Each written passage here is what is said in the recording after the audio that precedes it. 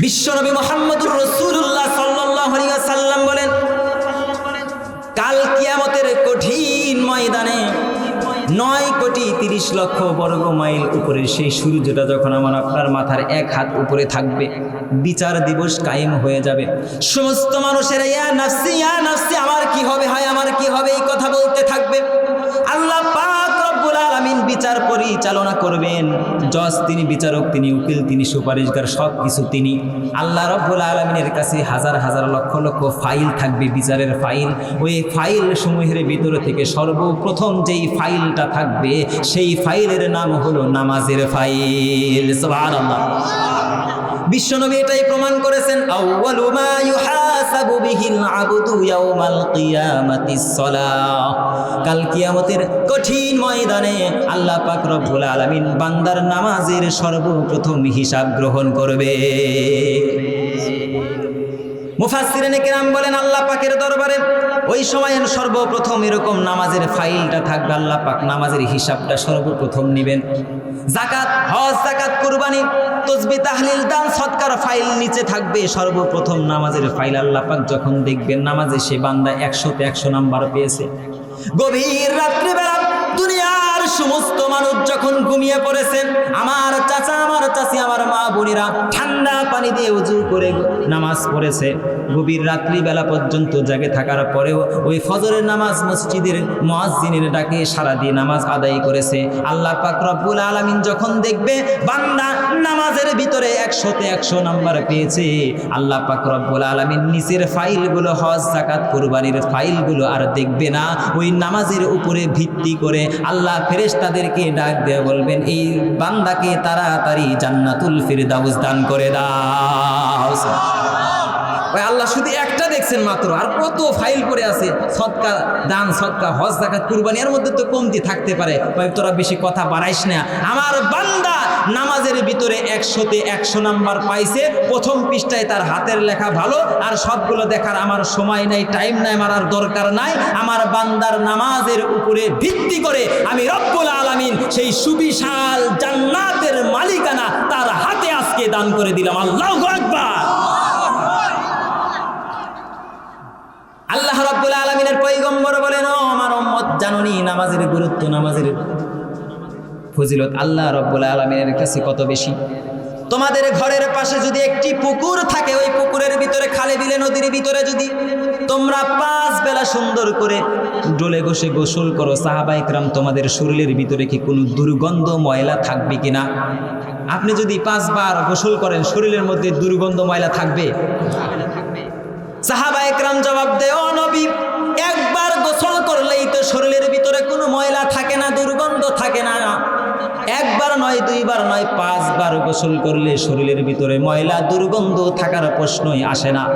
বিশ্বনবী মুহাম্মদুর রাসূলুল্লাহ বলেন, 5 বার নদী, খালে, পুকুরের ভিতরে, কূপের ভিতরে পানি দিয়ে ওযু করলে, গোসল করলেন, শরীরের ভিতরে যেমনি ভাবে ময়লা থাকে না, দুর্গন্ধ থাকে না। আমার উম্মত যখন 5 ওয়াক্ত নামাজ মসজিদে এসে জামাতের সাথে আদায় করবে, নামাজগুলো আদায় করবে, ওই বান্দার আমল নামায়ও আমার আল্লাহ পাক রব্বুল আলামিন কোনো ধরনের গুনাহ রাখবে না। সুবহানাল্লাহ। বিশ্বনবী বলেন, আস-সালাতু মিরাজুল মুমিনিন, নামাজ হলো, সালাত হলো একজন মুমিনের মেরাজ। বিশ্বনবী মুহাম্মদুর রাসূলুল্লাহ সাল্লাল্লাহু আলাইহি ওয়াসাল্লাম মক্কার জমিনে দীর্ঘ 13টি বছর যখন ইসলামের প্রচার করলেন, কোনোভাবেই সফলতা অর্জন করতে পারলেন না।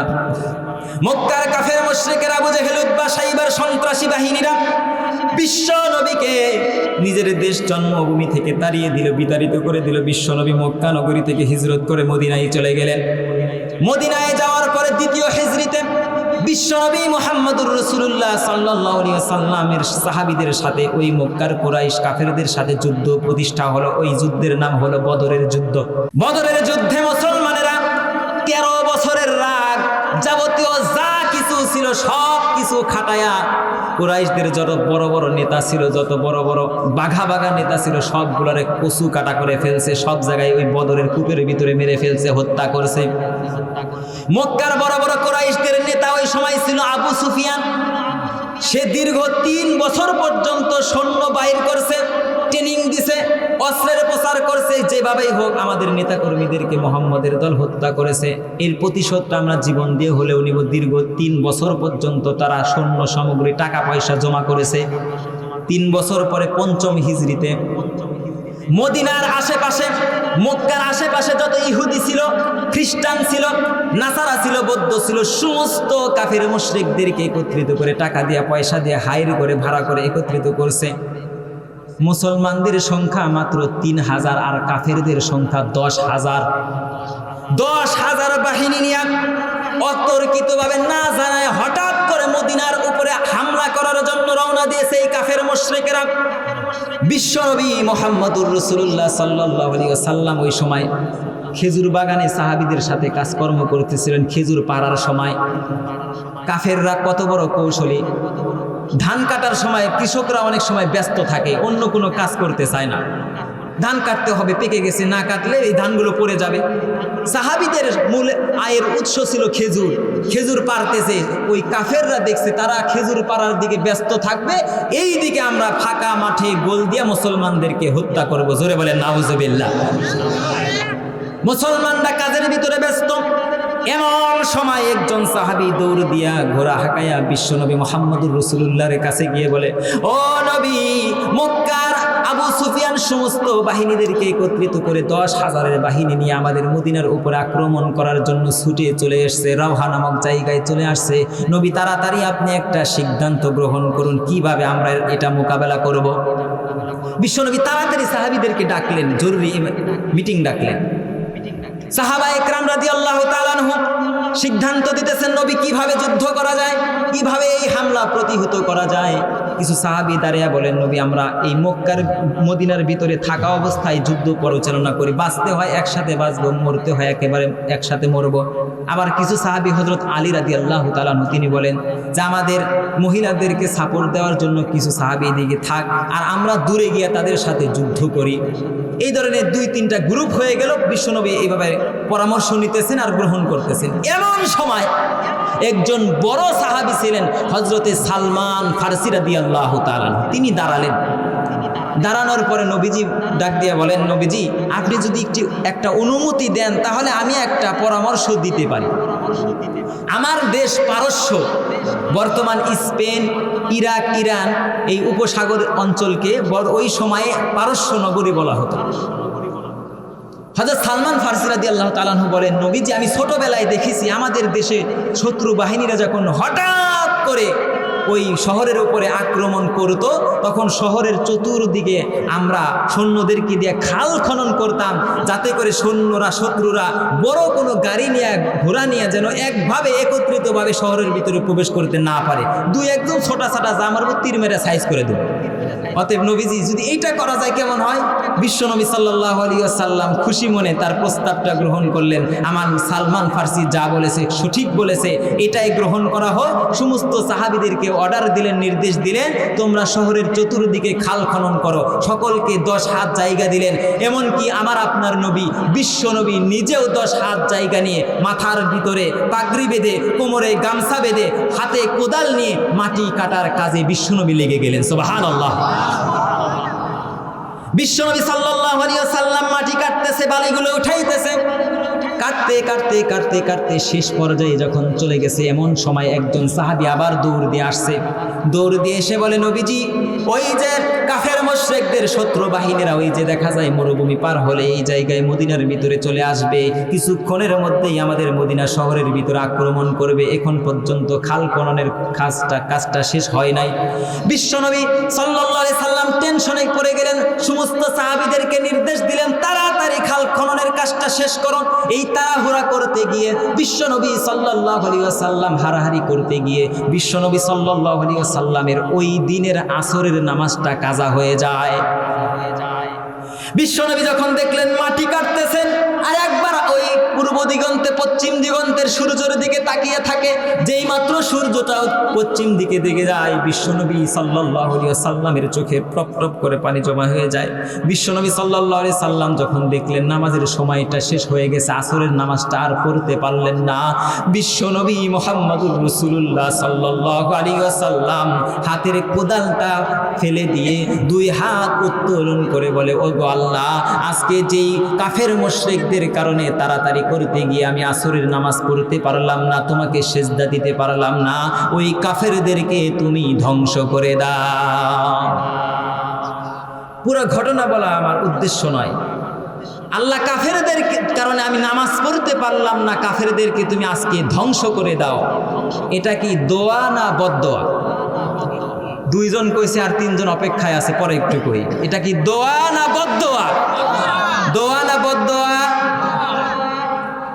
বদদোয়াটা কে করতেছে? বিশ্বনবী রহমাতাল লিল আলামিন, যিনি সমস্ত পশু পাখির জন্য রহমত, যিনি কাফেরদের জন্য রহমত হয়ে পৃথিবীর ভিতরে এসেছে। বিশ্বনবী সাল্লাল্লাহু আলাইহি সাল্লাম জীবনে কোনোদিন কোনো কাফের মুশরিকদের জন্য দুই হাত উত্তোলন করে বদদোয়া করেন নাই।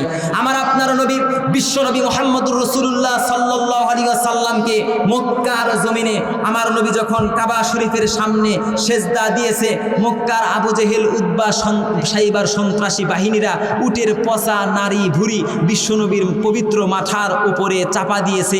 আমার নবীর নিঃশ্বাস মোবারক শেষ হয়ে যাওয়ার উপক্রম হয়ে গেছে, ওই নারী ভুঁড়ির থেকে মাথাটা বের করে আল্লাহর কাছে বলেছে, আমার উম্মতেরা বোঝে নাই, আল্লাহ তাদেরকে তুমি ক্ষমা করে দাও। তারপরেও বিশ্বনবী বদদোয়া করে নাই। সুবহানাল্লাহ। বিশ্বনবী যখন নামাজের ভিতরে দাঁড়িয়েছে, ওই কাবা শরীফকে সামনে রেখে মক্কার আবু জেহেল, উতবা, সাইবার সন্ত্রাসী বাহিনীরা বিশ্বনবী সাল্লাল্লাহু আলাইহি ওয়াসাল্লামের পিছন দিক থেকে গলার ভিতরে এরকম গামছা বেঁধে বিশ্বনবীর পবিত্র পিঠের উপরে পা দিয়ে এমনভাবে পিছন দিক থেকে টান দিয়েছে, আমার নবীর জিহ্বা মোবারকটা বাহির হয়ে গেছে, নিঃশ্বাস বন্ধ হয়ে যাওয়ার উপক্রম হয়ে গেছে। আমার নবী মুহাম্মদুর রাসূলুল্লাহ তারপরেও কাফেরদের জন্য বদদোয়া করেন না। বিশ্বনবীর পবিত্র মাতৃভূমি 53টা বছর যেই মক্কা নগরীতে তিনি খেলেছেন, দুলেছেন, শৈশব কৈশোর কেটেছেন, সেই মক্কা নগরী থেকে আবু জেহেল, উতবা, সাইবার সন্ত্রাসী বাহিনীরা বিশ্বনবী মুহাম্মদুর রাসূলুল্লাহ সাল্লাল্লাহু আলাইহি ওয়াসাল্লামের পবিত্র মাতৃভূমি থেকে তাড়িয়ে দিয়েছে, বিতাড়িত করেছে। তারপরেও বিশ্বনবী কোনোদিন বদদোয়া করে নাই। তায়েফের ওই ময়দানে বিশ্বনবী মুহাম্মদুর রাসূলুল্লাহর পবিত্র দেহের উপরে তায়েফের বখাটের যুবকেরা পাথর নিক্ষেপ করেছে, মারতে মারতে রক্তাক্ত করে ফেলেছে, মাথার রক্তটা পায়ে পর্যন্ত এসে জুতার সাথে লেগে গেছে। জিবরাইল এসে বলে, নবী আপনি একবার অনুমতি দেন, পাখার ঝাটকায় তাদেরকে আমি ধ্বংস করে দেই। বিশ্বনবী বলেন, আমি বদদোয়ার জন্য পৃথিবীর ভিতরে আসি নাই, রহমতের জন্য আগমন করেছি। মক্কার 53টা বছর বিশ্বনবী বদদোয়া করলেন না। মক্কায় জুলুম নির্যাতিত হলেন, বিশ্বনবী বদদোয়া করলেন না। তায়েফে বিশ্বনবী নির্যাতিত হলেন, বদদোয়া করলেন না। মক্কায় নামাজ পড়তে দেন নাই, বিশ্বনবী বদদোয়া করলেন না। সেই নবী মদিনার নগরীতে যাওয়ার পরে মাত্র এক ওয়াক্ত নামাজ কাফেরদের কারণে বিশ্বনবীর কাজা হয়ে গেছে। হাতের কোদালটা ফেলে দিয়ে বিশ্বনবী ওই দিন বদদোয়া করে, আল্লাহ, যেই কাফেরদের কারণে আজকে আমি আসরের নামাজ পড়তে পারলাম না, ওই কাফেরদেরকে আজকে তুমি ধ্বংস করে দাও। এর দ্বারা বোঝা যায় নামাজ না পড়েও ওই নবীর সুপারিশ পাওয়া যাবে। পাওয়া যাবে, জোরে বলেন, পাওয়া যাবে। মুসলমান, বলিখণ্ডের মুসলমান, আজকে ভালো করে কান পেতে একটা কথা ভালো করে শুনে নেন। যেই নবীর পবিত্র জবান দিয়ে ঘোষণা করেছেন, আস-সালাতু মিরাজুল মুমিনিন, নামাজ হলো মুমিনের মেরাজ। বিশ্বনবীর পবিত্র জবান দিয়ে ঘোষণা করেছেন, আউয়ালু মা ইউহাসাবু বিহিল আবদু ইয়াউমাল কিয়ামাতিস সালাহ, কাল কিয়ামতের কঠিন ময়দানে বান্দার সর্বপ্রথম নামাজের হিসাব নেওয়া হবে। যেই নবী বলেছেন নামাজ ছাড়া জান্নাতে যাওয়া যাবে না, যেই নবী বিশ্বনবী সাল্লাল্লাহু আলাইহি ওয়াসাল্লামের জীবনের সর্বশেষ নিঃশ্বাস ত্যাগ করার পূর্ব মুহূর্ত পর্যন্ত বলে গেছেন, আস-সালাহ, আস-সালাহ, আমার উম্মতেরা নামাজ, আমার উম্মতেরা নামাজ। ওই বিশ্বনবীর উম্মত নিজেদেরকে দাবি করে নামাজ না পড়ে কাল কিয়ামতের কঠিন ময়দানে যদি বলেন নবী আমাকে সুপারিশ করেন, সুপারিশ তো দূরের কথা, কুত্তা পিটান পিটায়া জাহান্নামের চৌরাস্তায় পাঠাবে। কথা বলেন ঠিক কিনা? আলহামদুলিল্লাহ। الحمد لله نحمده ونستعينه ونستغفره ونعوذ بالله من شرور أنفسنا ومن سيئات أعمالنا من يهده الله فلا مضل له ومن يضلله فلا هادي له ونشهد أن سيدنا وسندنا وحبيبنا وأرشادنا ومولانا محمدا عبده ورسوله الذي أرسله بالحق كافة بشيرا ونذيرا وداعيا إلى الله بإذنه وسراجا منيرا عما بعد فقد قال الله تبارك وتعالى في كلامه المجيد وفي فرقانه الحميد قد أفلح المؤمنون الذين هم في صلاتهم خاشعون وقال النبي صلى الله عليه وسلم أول ما يحاسب به العبد يوم القيامة الصلاة صدق الله العظيم وصدق رسوله النبي الكريم ونحن على ذلك لمن الشاهدين والشاكرين والحمد لله رب العالمين بلغ العلا بكماله كشف الدجى بجماله حسنت جميع خصاله صلوا عليه وآله সকলে মধুর স্বরে বলি বালাগাল উলা বিকামালিহি কাশাফাত দুজা বিজামালিহি হাসনাত জামিউ খিসালিহি সাল্লু আলাইহি ওয়া আলিহি আলহামদুলিল্লাহ।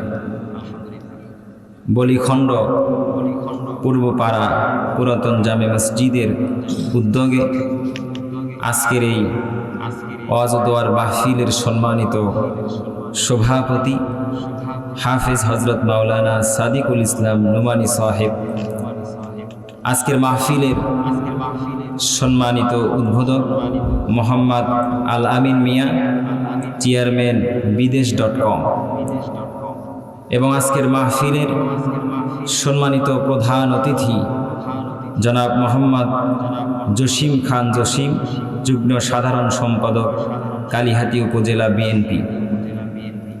এবং আজকের মাহফিলে বাদ মাগরিব থেকে কোরআন ও হাদিস থেকে যেই সমস্ত উলামায়ে কেরাম ধারাবাহিকভাবে আলোচনা পেশ করেছেন, আমার পূর্বে যিনি আলোচনা করলেন আমার প্রিয় ভাই হজরত মাওলানা মুফতি ইব্রাহিম খলিলুল্লাহ জিহাদি সাহেব, সিরাজগঞ্জ সদর, আলোচনা করেছেন। আজকের মাহফিলের তৃতীয় বক্তা আপনাদের সকলের পরিচিত মুখ হজরত কারি মৌলভী আব্দুল বাসিত সাহেব। এবং আজকের মাহফিলের যে সমস্ত বিশেষ অতিথিবৃন্দ যারা আছেন উপস্থিত, সম্মানিত কোরআন প্রেমী হাদিস প্রেমী মুসলমান ভাইরা, স্নেহের ছোট ছোট কলিজার টুকরো বাচ্চারা, এবং আমার পর্দার অন্তরালের মা ও বোনেরা, সকলকে আন্তরিক শুভেচ্ছা ও মোবারকবাদ জানিয়ে আবারও সালাম দিচ্ছি। আসসালামু আলাইকুম ওয়া রাহমাতুল্লাহ।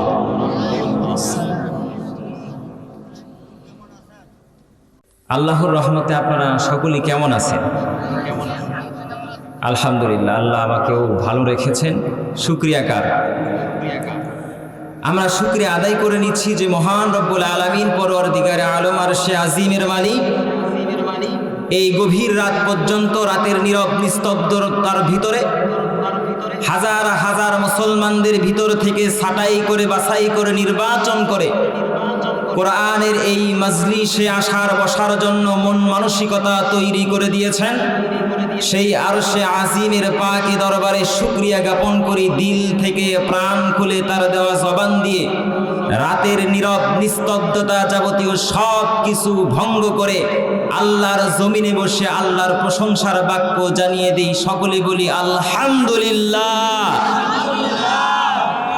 কোরআনের এই মাহফিলে আমরা বসতে পেরে খুশি না বেজার? বলি খণ্ডের খুশির আওয়াজ কি আসতে হয় না জোরে হয়? খুশির আওয়াজ আসতে হয় না জোরে হয়? একটা বিষয় আমি লক্ষ্য করলাম, আলহামদুলিল্লাহ, আপনাদের এটা প্রথম মাহফিল হইতো না? প্রথম মাহফিল হিসেবে যুবকরা, মসজিদ কমিটিবৃন্দ যেই সুন্দর আয়োজন করেছেন, লাইটিং করেছেন, সেই দূর রাস্তা থেকে দেখে আসলাম। আসার সময় সর্বদিক দিয়ে সার্বিকভাবে মাইকের সাউন্ড সিস্টেম আলহামদুলিল্লাহ ভালো সার্ভিস দিতেছে। সেই সন্ধ্যার পর থেকে যাবতীয় সব কিছু ঠিক থাকা সত্ত্বেও মানুষের সংখ্যার দিক দিয়ে এখানে কম না বেশি? জোরে বলেন, কম না বেশি? শুধুমাত্র এই বলিখণ্ড গ্রামের কথা আজকে নয়, প্রায় জায়গায় প্রতি রাত্রে আমরা দৌড়িয়ে বেড়াচ্ছি এই দেশ থেকে অন্য দেশ, অর্থাৎ এক জেলা থেকে আর এক জেলা, একই রকম ঘটনা। সব জায়গাতে কোরআনের মাহফিলে মানুষের সংখ্যা কম, কিন্তু এই কোরআনের এই মাহফিলে যদি মাহফিলটা না করে যাত্রাপালা দেওয়া হতো, মুমতাজের ফাইটটা যায় সিরা যায় গান আলোচনা করা হতো, আয়োজন করা হতো, মানুষের সংখ্যা ওই সময় কম হতো না বেশি হতো? উত্তরটা জোরে দিবেন, কম না বেশি? কারণ কি? পচা জায়গায়, দুর্গন্ধ জায়গায় মানুষের সংখ্যা বেশি হয়, আর ভালো জায়গায় মানুষের সংখ্যা কম হয়। এটা হলো দুনিয়ার নীতি হয়ে গেছে। কথা বলেন ঠিক কিনা? আপনারা মুরব্বীরা আছেন, বুঝে সচেতন মানুষ আছেন, বুঝে উত্তর দিবেন। আপনাদের এই বলিখণ্ড গ্রামের ভিতরে কোথাও যদি গরু মারা যায়, একটা ছাগল যদি মারা যায়, এলাকার মানুষ ক্ষেতের ভিতরে ফালাইয়া দিছে, আশেপাশে ঘর বাড়ি আছে, মানুষ আর টিকতে পারে না দুর্গন্ধে। কয়েকজন যুবক মিলে বস্তা টস্তা সব যাবতীয় সব কিছু এর উপরে উঠায়া ধরাধরি করে বলিখণ্ডের চকের ভিতরে রেখে আসছে। মরা গরু, মরা ছাগল পচে দুর্গন্ধ বের হয়ে গেছে। ওই জায়গায় মাছির সংখ্যা কম হবে না বেশি হবে? উত্তরটা বুঝে শুনে দিয়েন। পচা গরুর জায়গায়, পচা ছাগলের জায়গায় মাছির সংখ্যা কম হবে না বেশি হবে? ওই জায়গায় পোস্টারিং করতে হবে না, ওই জায়গায় মাইকিং করতে হবে না।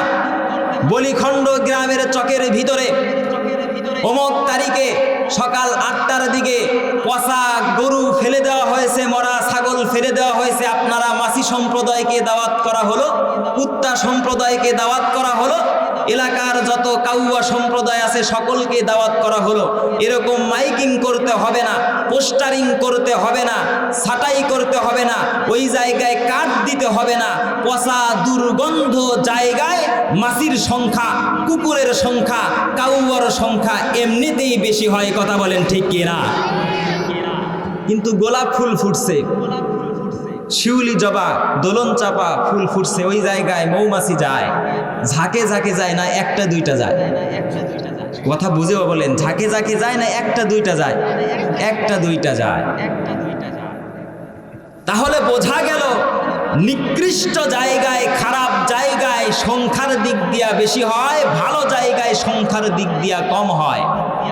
আল্লাহ পাক রব্বুল আলামিন বলেন, কাল কিয়ামতের কঠিন ময়দানে আমি রব্বুল আলামিন অল্প সংখ্যক লোকদেরকে হাজার হাজার মানুষদের ভিতর থেকে ছাঁটাই করে বাছাই করে নির্বাচন করে আমি রব্বুল আলামিন এই অল্প সংখ্যক লোকদেরকেই সুবিশাল জান্নাতুল ফিরদাউস দান করে দেব। সুবহানাল্লাহ।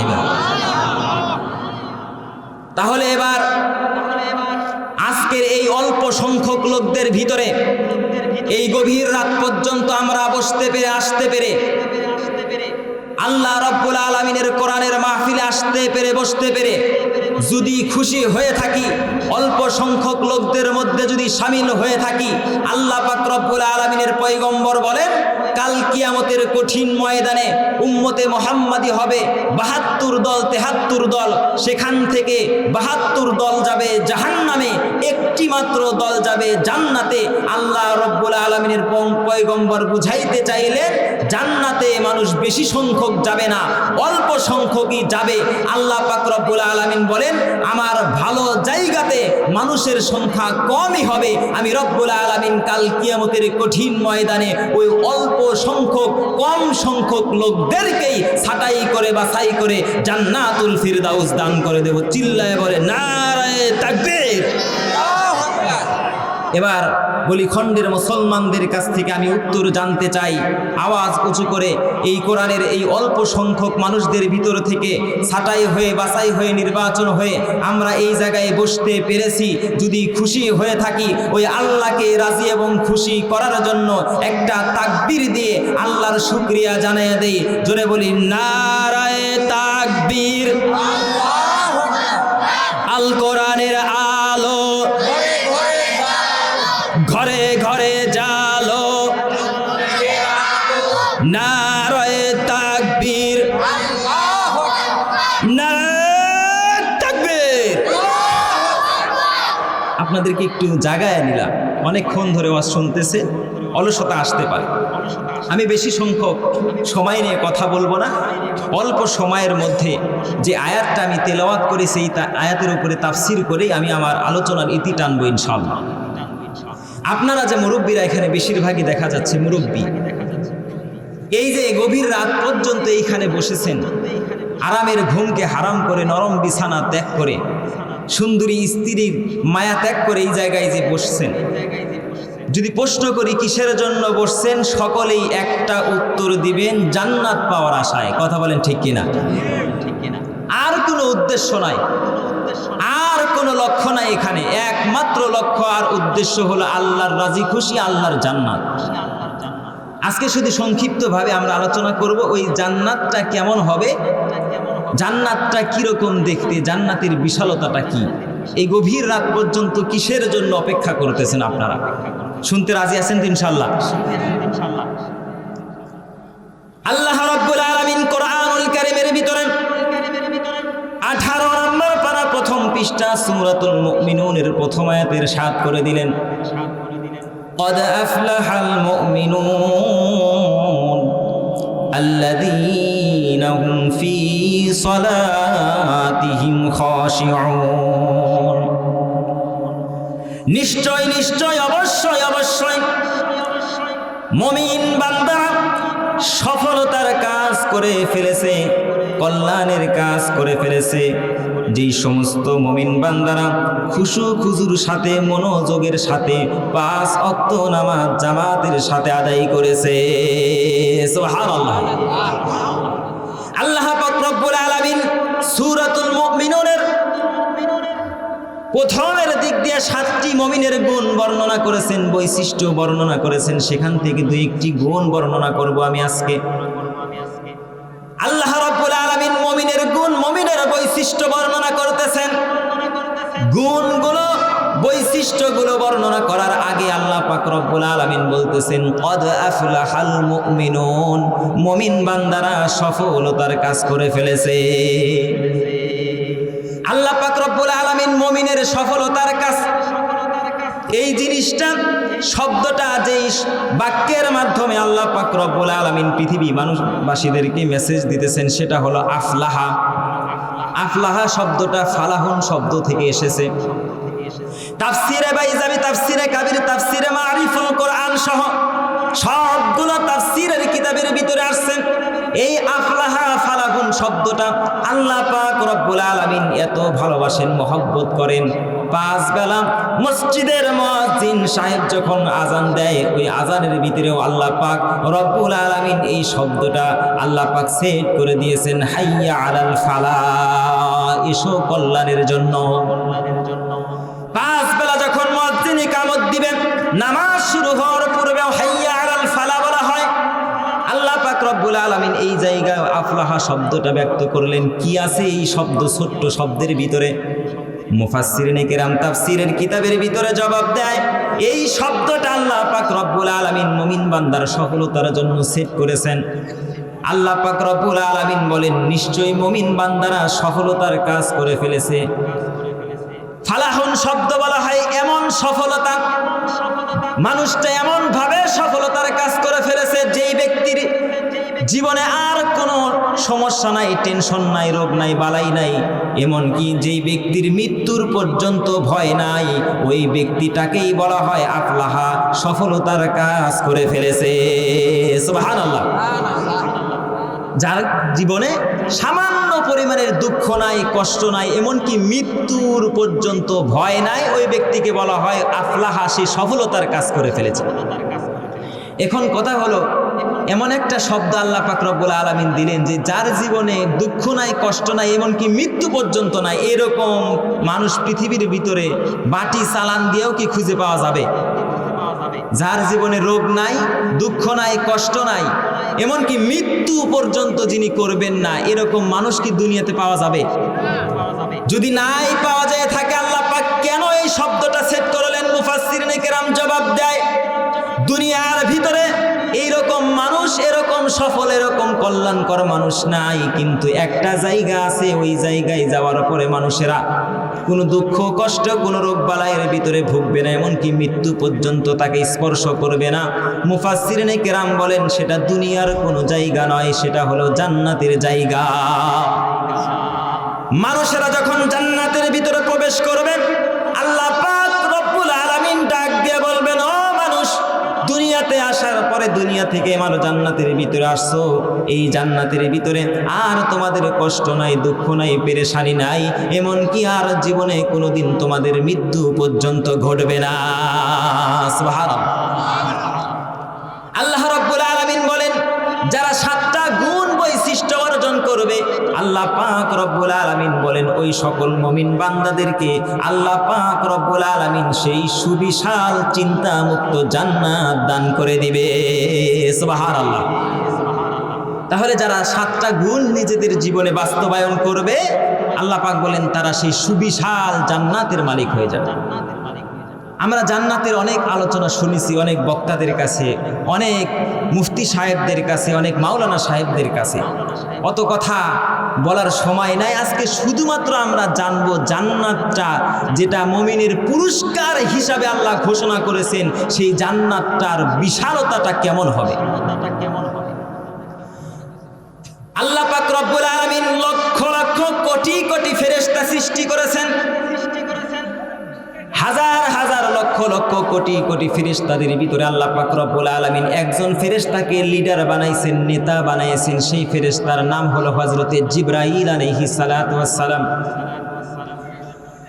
তাকে বলা হয় সাইয়্যিদুল মালায়েকা। সমস্ত ফেরেশতাদের সরদার হলো হযরতে জিবরাইল আলাইহিস সালাতু ওয়াস সালাম। এই জিবরাইল আলাইহিস সালাম একদিন আল্লাহ রব্বুল আলামিনকে ডেকে ডেকে বলে, ওগো আল্লাহ, আপনি আপনার মুমিন বান্দাদের জন্য জান্নাত তৈরি করেছেন, জান্নাত সৃষ্টি করেছেন। দুনিয়াতে কত নবী, কত রসুলকে জান্নাতের সুসংবাদ আমি জিবরাইল দিয়ে আসলাম, কত ওলিয়া উলিয়া, কত মানব সম্প্রদায়কে জান্নাতের সুসংবাদ আমি জিবরাইল দিয়ে আসলাম। কিন্তু ওগো আল্লাহ, আমি জিবরাইল নিজের চোখে ওই জান্নাতটা কোনোদিন দেখলাম না। জান্নাতের বর্ণনা শুনে, জান্নাতের বর্ণনা আপনার কাছ থেকে দেখে আমার মনটা চায় ওই মুমিন বান্দাদের জান্নাতটা আমি জিবরাইল একদিন পরিদর্শন করে আসি। সুবহানাল্লাহ। জিবরাইল বলে, আল্লাহ আমাকে একটু অনুমতি দেন, আমি একটু আপনার বানানো জান্নাত, মুমিন বান্দাদের পুরস্কার হিসাবে যেটা বানাইছেন, এই জিনিসটা, এই জান্নাতটা আমি একটু দেখব, পরিদর্শন করব। প্রস্তাবটা ভালো না খারাপ? জোরে বলেন, প্রস্তাবটা ভালো না খারাপ? আল্লাহ রাব্বুল আলামিন বলেন, জিবরাইল, হাজার হাজার ফেরেশতাদের ভিতরে তুমি হলা আমার লিডার, নেতা।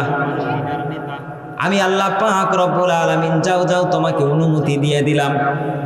হযরত জিবরাইল আলাইহিস সালাতু ওয়াস সালাম আল্লাহ রাব্বুল আলামিনের কাছ থেকে অনুমতি পায়া, পারমিশন পায়া জান্নাত পরিদর্শন করার জন্য জান্নাতের কিনারে তিনি দাঁড়ালেন। জান্নাতের এক কিনারে দাঁড়িয়ে জিবরাইল আলাইহিস সালাতু ওয়াস সালামের যতগুলো পাখা ছিল, শরীরের যত স্পিরিট ছিল, শরীরের যত গতি ছিল, সমস্ত স্পিরিট একত্রিত করে হযরতে জিবরাইল আলাইহিস সালাতু ওয়াস সালাম জান্নাতের এক কিনারা থেকে ওরা আরম্ভ করে দিলেন। জিবরাইল আলাইহিস সালাতু ওয়াস সালামের শরীরে যত গতি ছিল, ফুল স্পিডে তিনি ওরা আরম্ভ করলেন। জিবরাইল আলাইহিস সালাতু ওয়াস সালামের শরীরের গতি স্পিড কি পরিমাণ ছিল? বুখারী শরীফের ব্যাখ্যা গ্রন্থ ফাইজুল বারী নামক কিতাবের ৪র্থ খণ্ডের ভিতরে আসছে, একজন ব্যক্তি জিবরাইল আলাইহিস সালাতু ওয়াস সালামকে ডেকে বলে, ভাই জিবরাইল, তুমি ওই আল্লাহ রাব্বুল আলামিনের কাছ থেকে ওহী নিয়া, কোরআন নিয়া, হাদিস নিয়া, আল্লাহর বাণী নিয়া দুনিয়াতে আসো, নবী রাসূলদের কাছে আসো, আবার আল্লাহ রব্বুল আলামিনের কাছে চলে যাও। আল্লাহ পাক রব্বুল আলামিন তোমাকে কি পরিমাণ গতি, কি পরিমাণ স্পিড দিয়েছে, এত তাড়াতাড়ি দুনিয়াতে আসো, আবার আল্লাহ রব্বুল আলামিনের কাছে কিভাবে চলে যাও। জিবরাইল আলাইহিস সালাতু ওয়াস সালাম বলেন, আমার শরীরের গতি স্পিড কি পরিমাণ এটা তোমাকে কিভাবে বোঝায়? তবে একটা ঘটনা বলি, যারা দ্বারা তুমি বুঝতে পারো আমার আল্লাহ আমার শরীরের গতির ভিতরে কি পরিমাণ স্পিড, কি পরিমাণ গতি আমার আল্লাহ আমি জিবরাইলকে দান করেছি। সুবহানাল্লাহ। কি সেই ঘটনা? জিবরাইল আলাইহিস সালাতু ওয়াস সালাম বলেন, ও ভাই সব, হযরতে ইউসুফ আলাইহিস সালাতু ওয়াস সালামের 11 জন ভাই যখন ষড়যন্ত্র করে দুনিয়ার জমিনে কিনান শহরের কূপের উপর থেকে ইউসুফ আলাইহিস সালাতু ওয়াস সালামকে যখন কূপের ভিতরে নিক্ষেপ করার জন্য, হত্যা করার জন্য ইউসুফ আলাইহিস সালাতু ওয়াস সালামের হাত যখন ধরে ইউসুফ আলাইহিস সালাতু ওয়াস সালামের 11 জন ভাই যখন ইউসুফ আলাইহিস সালাতু ওয়াস সালামকে কূপের উপর থেকে হাতটাকে যখন ছেড়ে দিয়েছে, ওই সময় আমি জিবরাইল আলাইহিস সালাতু ওয়াস সালাম ছিলাম আমার বাড়ি সেই সিদরাতুল মুনতাহাতে। জোরে বলি সুবহানাল্লাহ। সিদরাতুল মুনতাহা এটা আবার কোথায়? বর্তমান পৃথিবীর আধুনিক বিজ্ঞান, তাদের তথ্য প্রযুক্তি, তাদের টেকনোলজি এত শক্তিশালী, এত জোরালো যে এই পৃথিবীর জমিন থেকে চন্দ্রের দূরত্ব কত এটা বাহির করতে পেরেছে। আধুনিক বিজ্ঞান এই পৃথিবীর থেকে 9,30,00,000 বর্গ মাইল উপরের সূর্যের দূরত্ব কত, সূর্যের ব্যাস কত, যাবতীয় সব কিছু আধুনিক বিজ্ঞান বাহির করতে পেরেছে। এক গ্রহ থেকে আরেক গ্রহের দূরত্ব কত, গ্যালাক্সি মিল্কওয়ের দূরত্ব কত, বর্তমান আধুনিক বিজ্ঞান এই কথা বলতে পারে, আবিষ্কার করতে পেরেছে। কিন্তু বিজ্ঞানের তথ্য প্রযুক্তি এত শক্তিশালী হওয়ার পরেও, তাদের কম্পিউটার টেকনোলজি এত শক্তিশালী হওয়ার পরেও, যেই বিজ্ঞান সূর্যকে বাহির করতে পেরেছে, যেই বিজ্ঞান চন্দ্রের আবিষ্কার করতে পেরেছে, যেই বিজ্ঞান গ্রহ নক্ষত্রের দূরত্ব আবিষ্কার করতে পেরেছে, কিন্তু আজ পর্যন্ত পৃথিবীর কোনো বিজ্ঞান, পৃথিবীর কোনো গবেষক, পৃথিবীর কোনো বিশ্লেষক এই পৃথিবীর জমিন থেকে প্রথম আসমানের ছাদটা কত দূর আজ পর্যন্ত পৃথিবীর কোনো বিজ্ঞান বাহির করতে পারে নাই। সুবহানাল্লাহ। যার কারণে বিজ্ঞান অজ্ঞান হয়ে কয় যে আসলে আকাশ টাকাশ বলতে কোনো কিছু নাই। আমাদের দেশে একটা কথা আছে, নাচতে না জানলে উঠান বাঁকা। ভাই আকাশ টাকাশ বলতে কোনো কিছু নাই। দুই বন্ধু এর মধ্যে মারামারি লাগছে। এক বন্ধু এরকম মোটা সোটা শরীরে গোশত দিয়ে ভরা, আর একজন সুটকা মানে হ্যাংলা পাতলা। দুইজনের মধ্যে তর্কি করতে করতে এক পর্যায়ের মধ্যে মারামারি লাগছে। মোটা বন্ধু আর এই কেনের ভিতরে চিবা দেয় এমন একটা ঝটকা মারছে, এক আছাড় দিয়ে চিকনডারে নিচে ফেলাইছে। এবার ওই তার শরীরের উপরে মোটাটা উঠছে। চিকনটা এবার নিচে পড়ে ও মাগো করে চিল্লা এদিক সেদিক করে আর উপরে উঠতে পারে না। লোকজন দৌড়াইয়া এসে দুই বন্ধুর মারামারি ছাড়াইয়া দিয়েছে, ছুটাইয়া দিয়েছে। এবার ওই চিকন আলী শরীরের ময়লা টয়লা ঝাড়ে আর কয় যে তুই কি মনে করছস তোর ঠেলার চোটে আমি নিচে পড়ছি, আসলে উপরে রোদ লাগে এই জন্য আমি ইচ্ছা করে নিচে পড়ছি, আসলে আমি ইচ্ছা করে ও নিচে পড়ি না, উপরে রোদ লাগে জন্য আমি নিচে পড়ছি, না হলে আমার সাথে তুই পারবি। চাপাচাপি করে যখন পারে না তখন মানুষ ওই সময় তর্ক করে। শিয়ালে হাজার হাজার বার ওই আঙ্গুর পারতে গিয়েছে, আম পারতে গিয়েছে, অনেকক্ষণ লাফালাফি করছে, পারতে পারে নাই। অনেকক্ষণ লাফালাফি করার পরে যখন শরীর দিয়ে ঘাম বাহির হয়ে গেছে, তারপরেও আঙ্গুর ছিঁড়তে পারে না, আম ছিঁড়তে পারে না। তখন রাগ করে কই এইরকম সুকা আঙ্গুর খায় কোন বেড়ারে? হ্যাঁ, আসলে তার যোগ্যতা নাই। বাংলা কথায় তার কি নাই? যোগ্যতা নাই। যেই বিজ্ঞান, আধুনিক বিজ্ঞান এই পৃথিবীর জমিন থেকে চন্দ্রের দূরত্বটা বাহির করতে পারল, যেই বিজ্ঞান সূর্যের দূরত্ব বাহির করতে পারল, যেই বিজ্ঞান যাবতীয় সমস্ত গ্রহ নক্ষত্র কার চাইতে কত বড়, কে কতটা দূরে আছে, এই সব কিছু বাহির করতে পারলো। কম্পিউটার আবিষ্কার করলো, যাবতীয় সব কিছু আবিষ্কার করলো। সেই বিজ্ঞান যদি বলে চোখের দেখা আকাশ, বলতে চোখের দেখা আকাশ আমরা বাহির করতে পারি নাই, তাহলে বিজ্ঞানের মান সম্মান চলে যাবে, নাক কাটা যাবে। এই জন্য মান সম্মান বাঁচানোর জন্য তারা বলেছে আকাশ টাকাশ বলতে কোনো কিছু নাই। কথা বলেন ঠিক কিনা? আসমান আছে না নাই? চিল্লায় বলেন আসমান আছে না নাই? আল্লাহ রাব্বুল আলামিন 29 নাম্বার পারা প্রথম পৃষ্ঠা সূরাতুল মুলুকের 3 নাম্বার আয়াতের ভিতরে ইরশাদ করে দিচ্ছেন, আল্লাযী খালাকা সাবআ সামাওয়াতিন তিবাকা। ও পৃথিবীর মানুষ শোনো গো, আসমান শুধু একটা নয়, দুইটা নয়, আমি রব্বুল আলামিন সাতটা আসমান স্তরে স্তরে একটার উপরে একটা করে এরকম 7টা আসমান আমি রব্বুল আলামিন সৃষ্টি করেছি। সুবহানাল্লাহ। তাহলে আসমান আছে না নাই? তাহলে তারা যে পাইল না, তারা বলে তাহলে উপরে কিরকম ওটা দেখা যায়? বলে এই যে পৃথিবীর বিভিন্ন গাছ গাছালি কচুরি পানা এগুলোর একটি প্রতিচ্ছবি উপরে ভেসে উঠেছে, আসলে আসমান টাসমান বলতে কিছু না, এটা বিজ্ঞান বলে। কিন্তু কোরআন বলে আল্লাহ পাক রব্বুল আলামিন 7টা আসমান স্তরে স্তরে সৃষ্টি করে দিয়েছেন।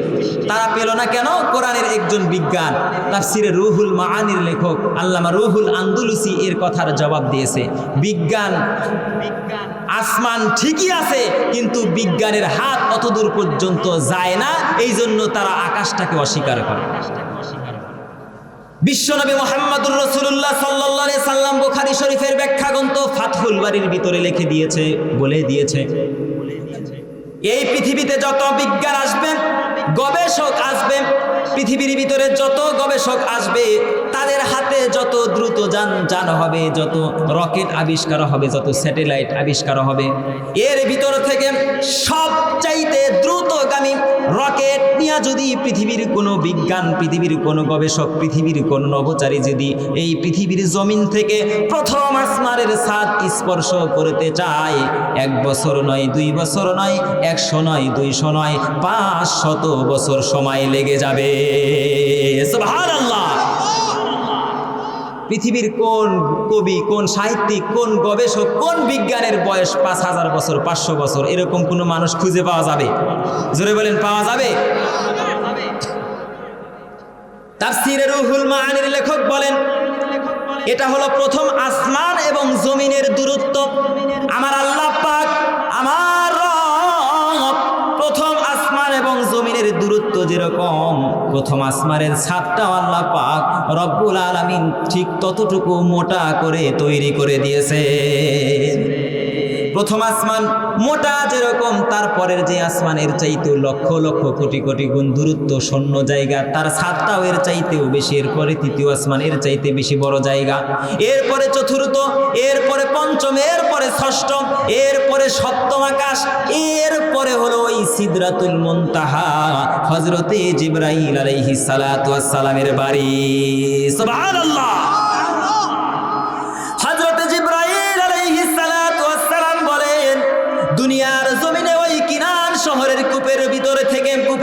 থেকে ইউসুফ আলাইহিস সালাতু ওয়াস সালামের 11 জন ভাই ষড়যন্ত্র করে ইউসুফকে কূপের উপর থেকে ফেলে দেওয়ার জন্য যখন কূপের উপর থেকে হাতটাকে ছেড়ে দিয়েছে, আমার আল্লাহ পাক রব্বুল আলামিন ওই সময় সিদরাতুল মুনতাহাতে আমাকে ডেকে ডেকে বলে, ও আমার জিবরাইল ফেরেশতা, দুনিয়ার জমিনে আমার পয়গম্বর ইউসুফকে তার ভাইরা হাত থেকে ছেড়ে দিয়েছে, তুমি এই জায়গায় বসে আছো কোন অধিকারে? তাড়াতাড়ি যাও, তুমি যায়া ওই সিদরাতুল মুনতাহাত থেকে আমার পয়গম্বর ইউসুফ আলাইহিস সালাতু ওয়াস সালামকে ধরো, তার পাওটা যেন পানির মধ্যে না পৌঁছায়। সুবহানাল্লাহ।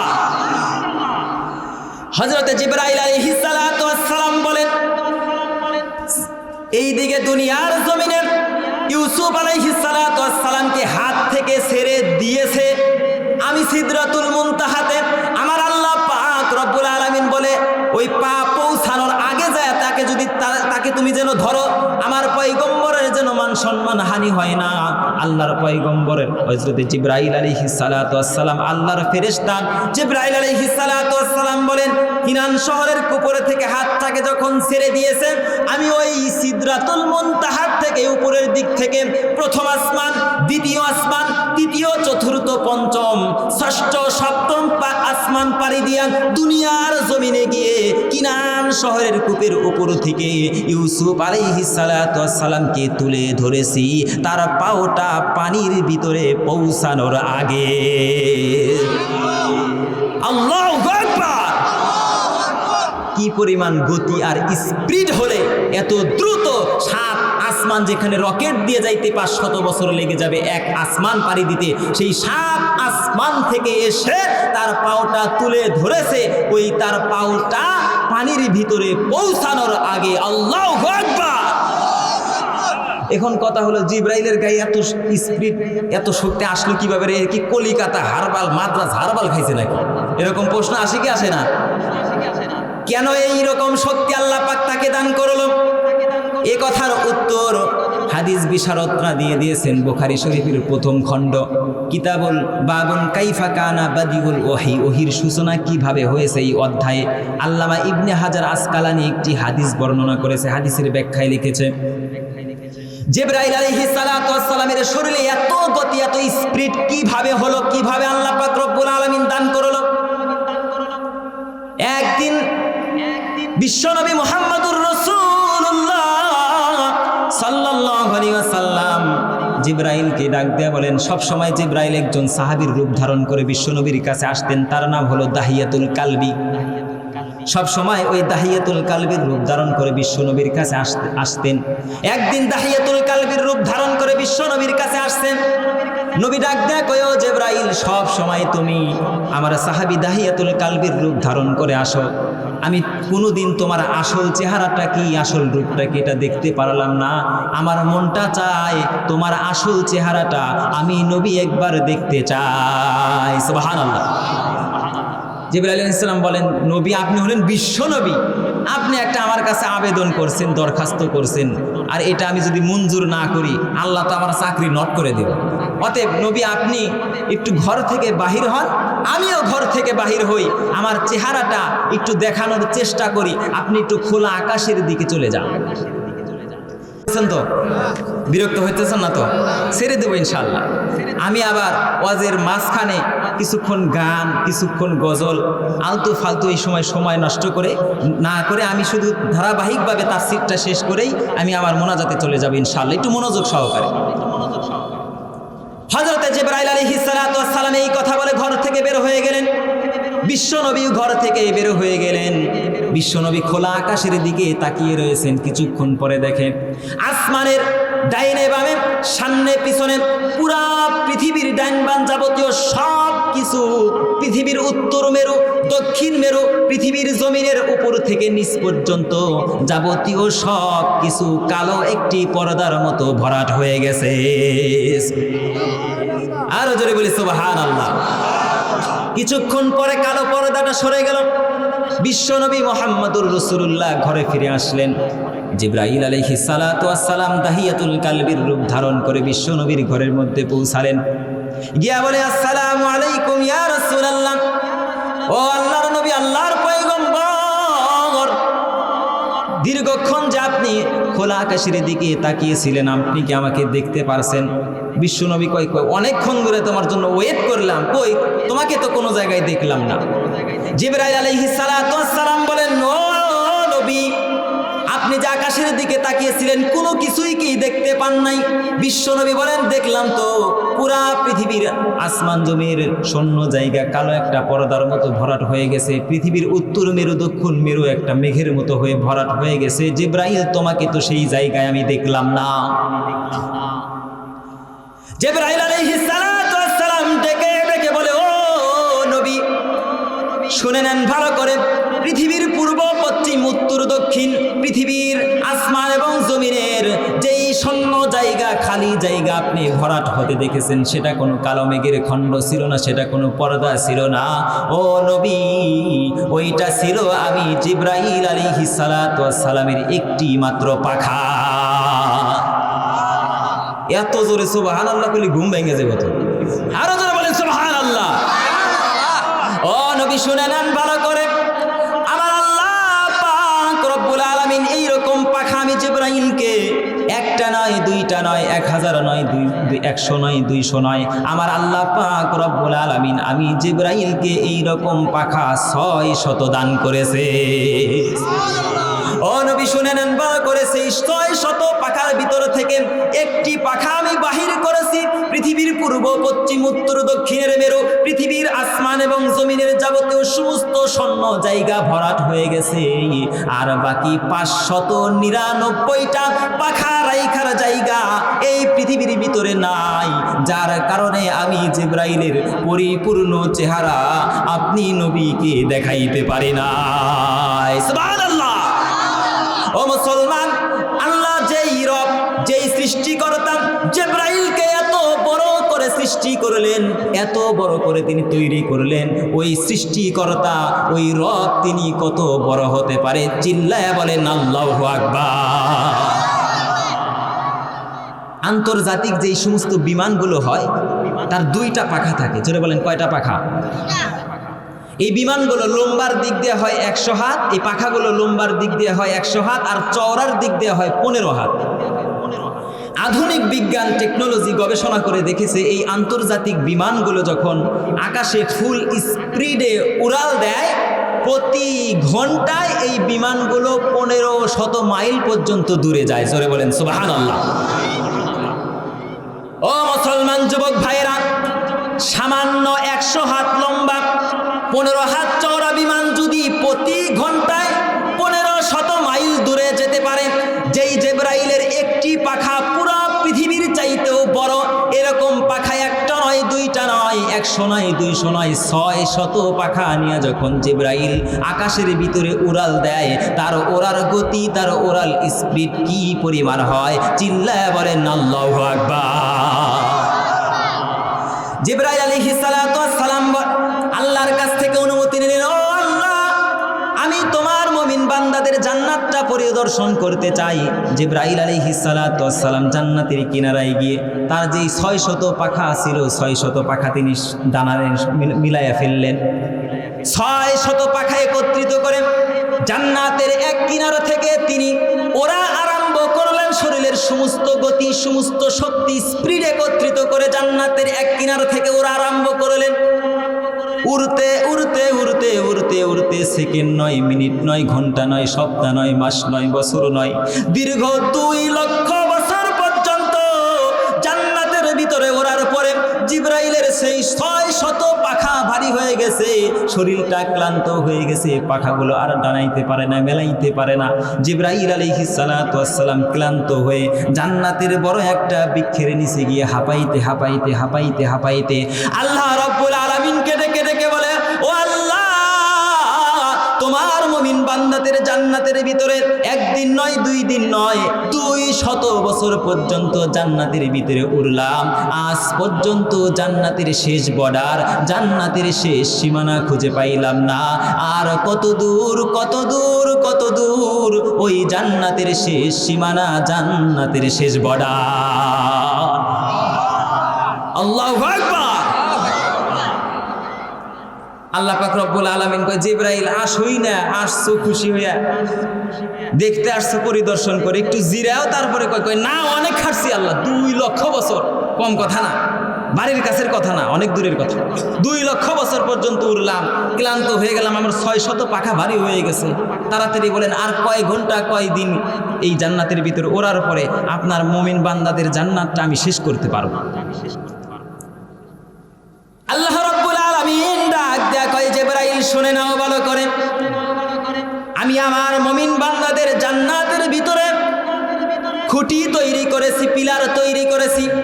আপনারা যে এই প্যান্ডেল সাজাইছেন, স্টেজ সাজাইছেন, এখানে উঠানোর জন্য খুঁটি দিয়েছেন, খাম্বা দিয়েছেন, কথা বলেন ঠিক কিনা? আল্লাহ পাক জান্নাত সৃষ্টি করে খাম্বা দিয়েছেন, পিলার দিয়েছেন, খুঁটি দিয়েছেন। আল্লাহ ডাক দেয়া কয় জিবরাইল শুনে নাও ভালো করে, তুমি এই 2 লক্ষ বছর পর্যন্ত উড়তে উড়তে উড়তে উড়তে উড়তে উড়তে আমার মুমিন বান্দাদের যে হাজার হাজার লক্ষ লক্ষ সারি সারি যেই খুঁটি আছে জান্নাতের ভিতরে, এই 2 লক্ষ বছর পর্যন্ত উড়ে উড়ে ওই মুমিন বান্দাদের জান্নাতের একটা খুঁটিও আজ পর্যন্ত অতিক্রম করতে পারো নাই। সামনে আরো লক্ষ লক্ষ কোটি কোটি ওই খুঁটি তোমাকে পাড়ি দিতে হবে, এরপরে জান্নাতের শেষ সীমানা।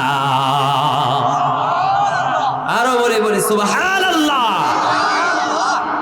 জিবরাইল আলাইহিস সালাম কই যে কানে ধরলাম, তওবায়ে নাসুহা করলাম, দরকার হলে কানে নাক ছেঁচড়ে দেব, তারপরে আর জীবনেও কইতাম না যে তোমার মুমিন বান্দাদের জান্নাত পরিদর্শন করে শেষ করি। আমি জিবরাইলের জীবন শেষ হয়ে যাবে, আমি ক্লান্ত হতে হতে শেষ হয়ে যাব, আমার ডানাগুলো ছিঁড়ে যাবে, ভারী হয়ে যাবে, তারপরেও আমি জিবরাইলের পক্ষেও সম্ভব নয় আপনার মুমিন বান্দাদের সুবিশাল জান্নাত পরিদর্শন করে শেষ করার। আল্লাহু আকবার। আল্লাহ রাব্বুল আলামিন বলেন কদ আফলাহাল মুমিনুন আল্লাযীনা হুম ফি সালাতিহিম খাশিউন। যেই সমস্ত মুমিন বান্দারা, যেই সমস্ত আল্লাহর প্রিয় পাগল প্রিয় বান্দারা খুশু খুজুর সাথে মনোযোগের সাথে নামাজ আদায় করবে, আল্লাহ রাব্বুল আলামিন বলেন ওই সমস্ত নামাজি বান্দাদেরকে সেই সুবিশাল জান্নাতুল ফিরদাউসের মালিক আমি রব্বুল আলামিন বানিয়ে দিব। আরো জোরে বলি সুবহানাল্লাহ। আল্লাহ রাব্বুল আলামিন বলেন খাশিউন, যারা খুশু খুজুর সাথে মনোযোগের সাথে নামাজ আদায় করবে। মুফাসসিরিনে কিরাম তাফসীরের কিতাবের ভিতরে খুশু খুজুর অনেকগুলো ব্যাখ্যা দিয়েছে। 1 নাম্বার হলো যারা মনোযোগের সাথে নামাজ আদায় করবে। 2 নাম্বার হলো যারা রুকু সেজদাগুলো সুন্দর করে আদায় করবে। রুকু সেজদার যে হকগুলো আছে, রুকু সেজদার যে অধিকারগুলো আছে, এগুলো সঠিকভাবে পালন করে যে ব্যক্তি নামাজ আদায় করবে তার নামাজ হলো খুশু খুজুর নামাজ। কিছু মুসল্লি আছে আপনাদের সমাজে হয়তো নাই, আমার সিরাজগঞ্জের কথা বলি, মসজিদে এসে এমন ফুল স্পিডে সে রুকু সেজদা করে, মনে হয় যে মোটর সাইকেল লাগাইছে তার শরীরের সাথে, এমন স্পিডে রুকু দেয় সেজদা দেয় যে মনে হয় যে সুবহান রাব্বিয়াল আলা সুবহান রাব্বিয়াল আজিম সব কিছু ঘর থেকে দোকান থেকে পড়ে আসে, এখানে শুধু শুধু ট্রেনিং দিতেছে। কথা বলেন ঠিক কিনা? এরকম নামাজ নয়। যারা রুকু সেজদা সঠিকভাবে আদায় করে। 3 নাম্বার হলো যারা আল্লাহ রাব্বুল আলামিনকে হাজির নাজির মনে করে নামাজ আদায় করে। আল্লাহ রাব্বুল আলামিন বলেন ওই ব্যক্তির নামাজ হলো খুশু খুজুর নামাজ। আল্লাহ পাক রব্বুল আলামিন বলেন ওই ব্যক্তির নামাজের কারণে আল্লাহ পাক রব্বুল আলামিন সুবিশাল জান্নাতের মালিক তাকে বানায়া দিবে। সুবহানাল্লাহ। যত ইবাদত রয়েছে আল্লাহ পাকের, হজ, যাকাত, কুরবানি, তাসবিহ, তাহলিল, কোরআন তেলাওয়াত, দান, সদকা, এই সমস্ত ইবাদতের ভিতর থেকে আল্লাহ পাক রব্বুল আলামিন স্পেশালি ভাবে, এটা হলো রজব মাস, এই রজব মাসের 26 তারিখ দিবাগত রাত্রে 27 তারিখে আল্লাহ পাক স্পেশালি ভাবে বান্দার উপরে, উম্মতে মুহাম্মাদের উপরে এই নামাজটা আল্লাহ পাক উপহার হিসেবে দান করেছে। সুবহানাল্লাহ। মুফাসসিরিনে কেরাম তাফসীরের কিতাবের ভিতরে এই ইবাদতকে বলা হয়েছে সাইয়্যিদুল ইবাদাত। ইবাদতের সরদার হলো নামাজ, ইবাদতের সরদার হলো সালাত। কারণ রোজা, হজ, যাকাত, কুরবানি, তাসবিহ, তাহলিল, কোরআন তেলাওয়াত যাবতীয় সব কিছুর হুকুম বিধান আল্লাহ পাক রব্বুল আলামিন জিবরাইল আলাইহিস সালাতু ওয়াস সালামকে দুনিয়াতে পাঠায় এটার হুকুম দিয়েছেন, নির্দেশ দিয়েছেন। হজ ফরজ করেছেন জিবরাইলকে, সেই সিদরাতুল মুনতাহা থেকে দুনিয়ার জমিনে পাঠাইছেন। যাকাত ফরজ করেছেন জিবরাইলকে পাঠায়া ফরজ করেছেন। কুরবানি ফরজ করেছেন জিবরাইলকে পাঠায়া ফরজ করেছেন। সমস্ত ইবাদত বন্দিগির হুকুম নির্দেশ আল্লাহ পাক জিবরাইলকে দুনিয়ার জমিনে পাঠায়া এরপরে আল্লাহ পাক রব্বুল আলামিন ফরজ নফল সুন্নত হিসাবে ঘোষণা করেছেন। কিন্তু পৃথিবীর বুকে আসমানের নিচে জমিনের উপরে শুধুমাত্র একটি মাত্র ইবাদত, এই ইবাদতের জন্য আল্লাহ পাক জিবরাইলকে দুনিয়ার ভিতরে পাঠান নাই। পৃথিবীর কোনো ফেরেশতা আল্লাহ পাক রব্বুল আলামিন পাঠান নাই, বরং পৃথিবীর সর্বশ্রেষ্ঠ মহামানব যাকে সৃষ্টি না করলেন আরশ কুরসি লৌহ কলম কোনো কিছুই সৃষ্টি করা হতো না, যিনি এই পৃথিবীর প্রধান মেহমান, যিনি এই পৃথিবীর যাবতীয় সব কিছু রহমাতাল লিল আলামিন বিশ্ব নবী মুহাম্মদুর রাসূলুল্লাহ সাল্লাল্লাহু আলাইহি ওয়াসাল্লামকে এই রজব মাসের 27 তারিখে আল্লাহ পাক রব্বুল আলামিন পৃথিবীর জমিন থেকে প্রথম আসমান, দ্বিতীয়, তৃতীয়, চতুর্থ, পঞ্চম, ষষ্ঠ, সপ্তম আসমান পাড়ি দিয়া সিদরাতুল মুনতাহা পাড়ি দিয়া ওই আল্লাহ রব্বুল আলামিনের আরশ, আল্লাহ রব্বুল আলামিনের বাড়িতে ডেকে নিয়ে আল্লাহ পাক রব্বুল আলামিন সসম্মানে মর্যাদার সাথে নামাজের ইবাদত ফরজ করেছে। আরো জোরে বলি সুবহানাল্লাহ। এজন্য মুফাসসিরিনে কেরাম বলেন সমস্ত ইবাদত, হজ, যাকাত, কুরবানি, তাসবিহ, তাহলিল, কোরআন তেলাওয়াত, দান, সদকা, সমস্ত ইবাদত যদি এক পাল্লায় রাখা হয় আর এক পাল্লায় যদি নামাজকে রাখা হয়, সওয়াবের দিক দিয়া, মর্যাদার দিক দিয়া আল্লাহ পাক রব্বুল আলামিনের দরবারে নামাজের সওয়াবটাই বেশি ভারী হয়ে যায়। সুবহানাল্লাহ। নামাজের গুরুত্ব ইসলাম এত বেশি দিয়েছে। আমার ভাইরা, বিশ্বনবী মুহাম্মদুর রাসূলুল্লাহ সাল্লাল্লাহু আলাইহি ওয়াসাল্লাম বলেন, কাল কিয়ামতের কঠিন ময়দানে 9,30,00,000 বর্গ মাইল উপরে সেই সূর্যটা যখন আমার আপনার মাথার এক হাত উপরে থাকবে, বিচার দিবস কায়েম হয়ে যাবে।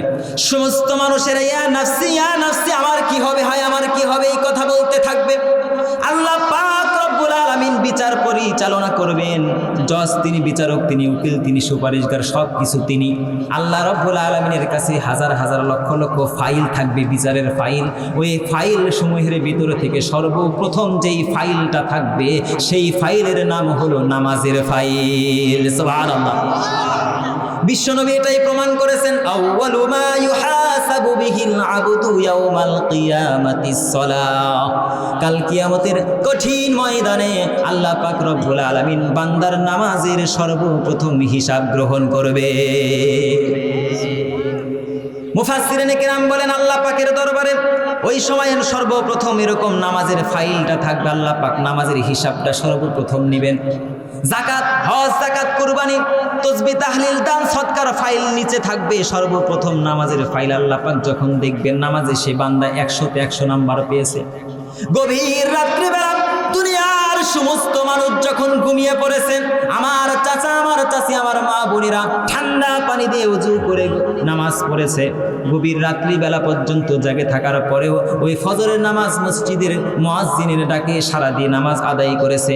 আল্লাহ পাক রব্বুল আলামিন যখন দেখবে বান্দা নামাজের ভিতরে 100তে 100 নাম্বার পেয়েছে, আল্লাহ পাক রব্বুল আলামিন নিচের ফাইলগুলো, হজ, যাকাত, কুরবানির ফাইলগুলো আর দেখবে না। ওই নামাজের উপরে ভিত্তি করে আল্লাহ ফেরেশতাদেরকে ডাক দিয়ে বলবেন, এই বান্দাকে তাড়াতাড়ি জান্নাতুল ফিরদাউস দান করে দাও। ওই আল্লাহ শুধু একটা দেখছেন মাত্র, আর কত ফাইল পড়ে আছে, সদকা, দান, সদকা, হজ, যাকাত, কুরবানি, এর মধ্যে তো কমতি থাকতে পারে। তোরা বেশি কথা বাড়াইস না, আমার বান্দা নামাজের ভিতরে 100তে 100 নাম্বার পাইছে। প্রথম পৃষ্ঠায় তার হাতের লেখা ভালো, আর সবগুলো দেখার আমার সময় নাই, টাইম নাই, আমার আর দরকার নাই। আমার বান্দার নামাজের উপরে ভিত্তি করে আমি রব্বুল আলামিন সেই সুবিশাল জান্নাতের মালিকানা তার হাতে আজকে দান করে দিলাম। আল্লাহু আকবার। আল্লাহ রাব্বুল আলামিনের পয়গম্বর বলেন, ও আমার উম্মত, জানোনি নামাজের গুরুত্ব, নামাজের ফজিলত আল্লাহ রাব্বুল আলামিনের কাছে কত বেশি। তোমাদের ঘরের পাশে যদি একটি পুকুর থাকে, ওই পুকুরের ভিতরে, খালে বিলে, নদীর ভিতরে যদি তোমরা 5 বেলা সুন্দর করে ডোলে বসে গোসল করো। সাহাবায়ে কেরাম, তোমাদের শরীরের ভিতরে কি কোনো দুর্গন্ধ ময়লা থাকবে কিনা? আপনি যদি 5 বার গোসল করেন, শরীরের মধ্যে দুর্গন্ধ ময়লা থাকবে?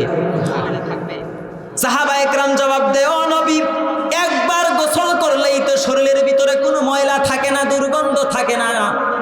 একবার নয়, 2 বার নয়, 5 বার গোসল করলে শরীরের ভিতরে ময়লা দুর্গন্ধ থাকার প্রশ্নই আসে না। বিশ্বনবী মুহাম্মদুর রাসূলুল্লাহ বলেন, 5 বার নদী, খালে, পুকুরের ভিতরে, কূপের ভিতরে পানি দিয়ে ওযু করলে, গোসল করলে শরীরের ভিতরে যেমনি ভাবে ময়লা থাকে না, দুর্গন্ধ থাকে না, আমার উম্মত যখন 5 ওয়াক্ত নামাজ মসজিদে এসে জামাতের সাথে আদায় করবে, নামাজগুলো আদায় করবে, ওই বান্দার আমল নামায়ও আমার আল্লাহ পাক রব্বুল আলামিন কোনো ধরনের গুনাহ রাখবে না। সুবহানাল্লাহ।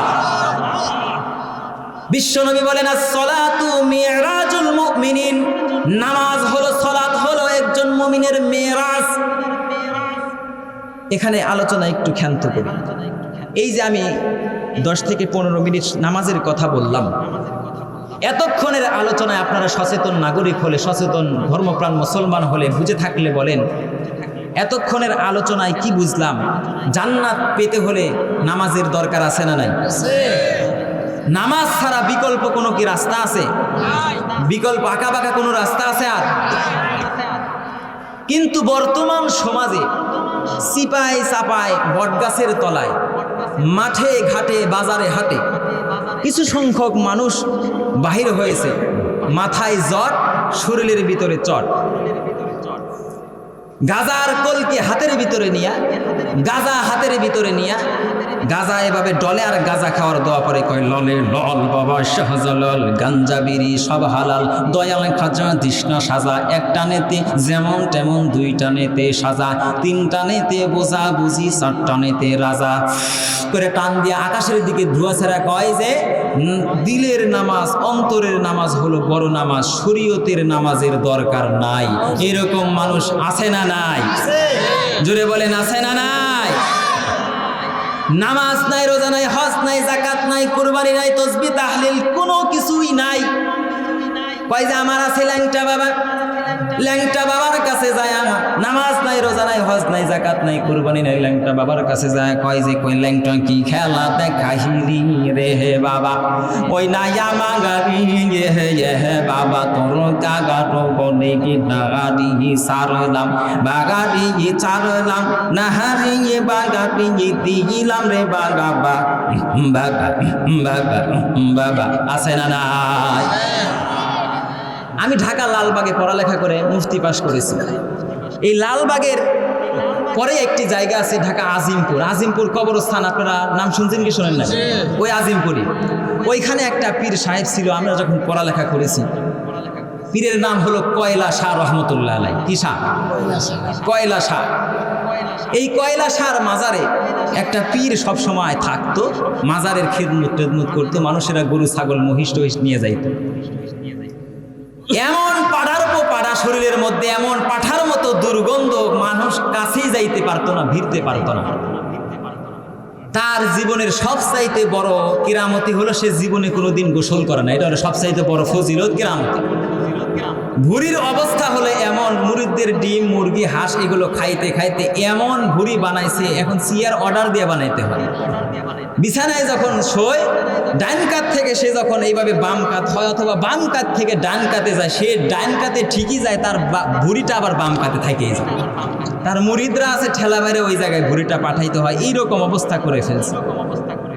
তার একজন জিজ্ঞেস করে, কিরে তোর যাবতীয় সব কিছু ঠিক আছে, শরীরের সব কিছু ঠিক আছে, তুই নামাজ পড়স না কিসের জন্য, গোসল করস না কিসের জন্য, ওযু করস না কিসের জন্য?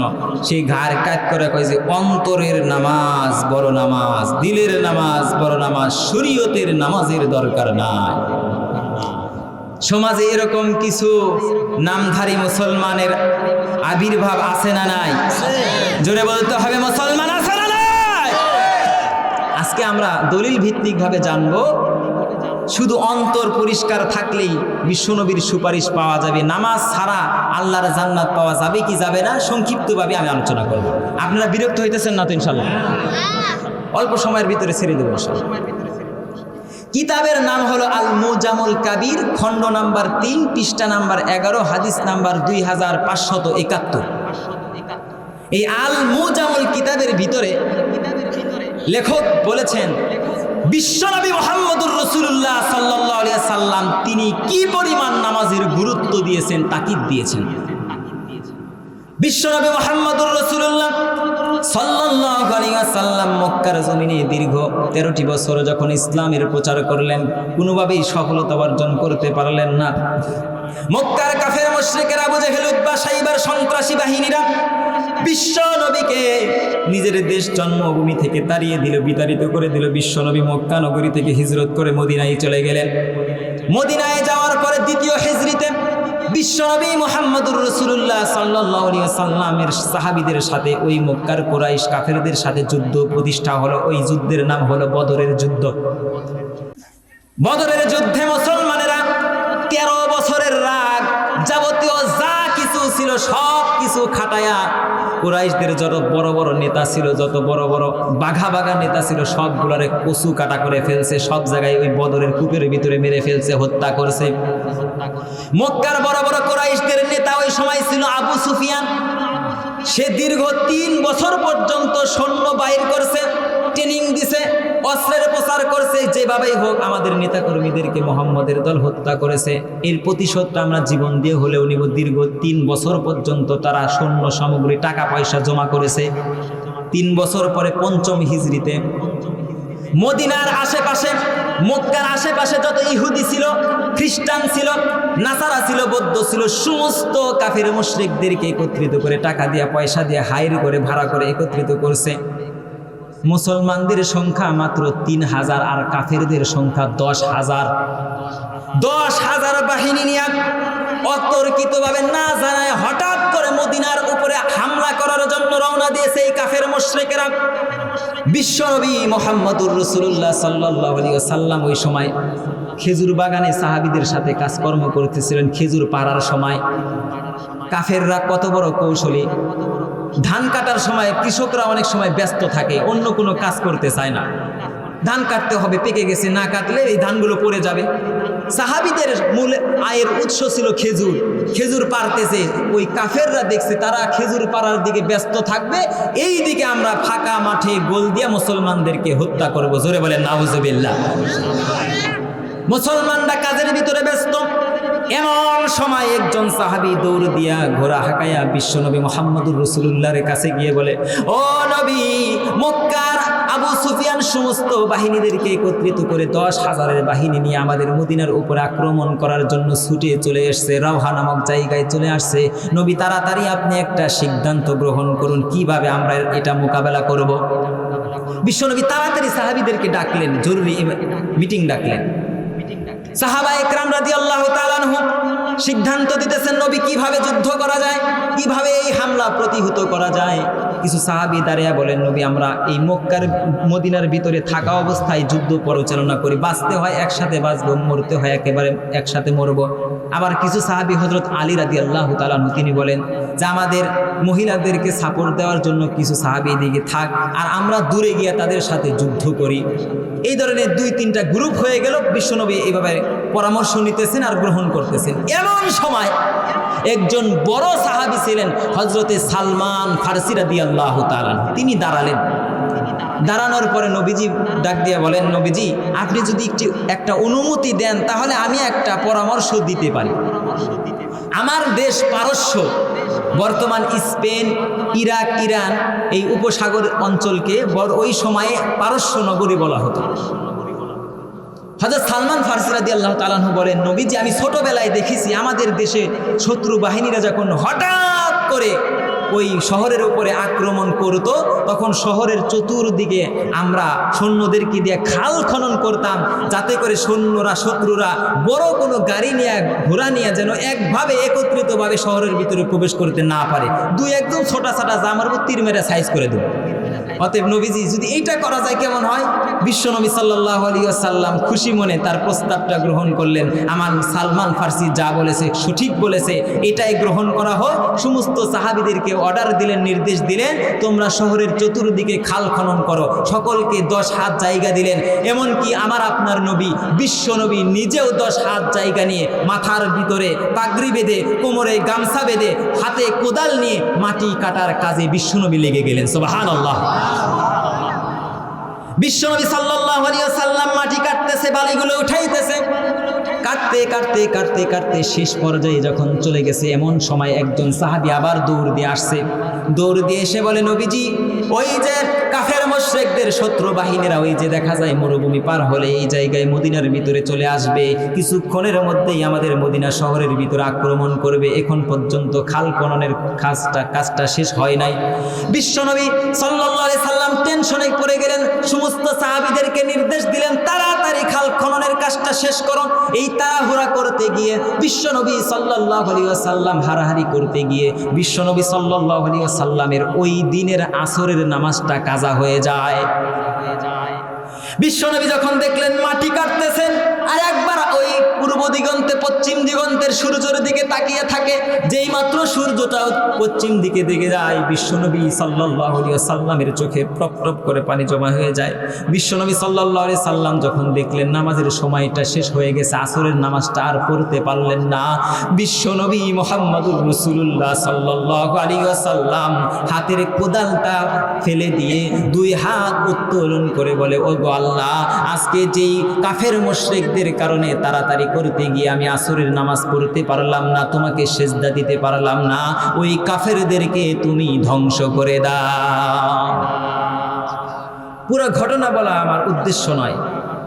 আল্লাহ কাফেরদের কারণে আমি নামাজ পড়তে পারলাম না, কাফেরদেরকে তুমি আজকে ধ্বংস করে দাও।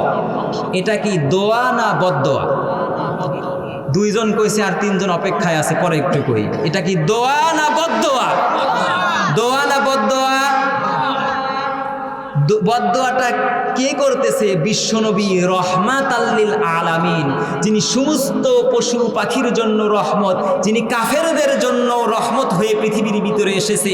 বিশ্বনবী সাল্লাল্লাহু আলাইহি সাল্লাম জীবনে কোনোদিন কোনো কাফের মুশরিকদের জন্য 2 হাত উত্তোলন করে বদদোয়া করেন নাই। আমার আপনার নবী বিশ্বনবী মুহাম্মদুর রাসূলুল্লাহ সাল্লাল্লাহু আলাইহি ওয়াসাল্লামকে মক্কার জমিনে আমার নবী যখন কাবা শরীফের সামনে সেজদা দিয়েছে, মক্কার আবু জেহেল, উতবা, সাইবার সন্ত্রাসী বাহিনীরা উটের পচা নারী ভুঁড়ি বিশ্বনবীর পবিত্র মাথার উপরে চাপা দিয়েছে। আমার নবীর বিশ্বাস মোবারক শেষ হয়ে যাওয়ার উপক্রম হয়ে গেছে।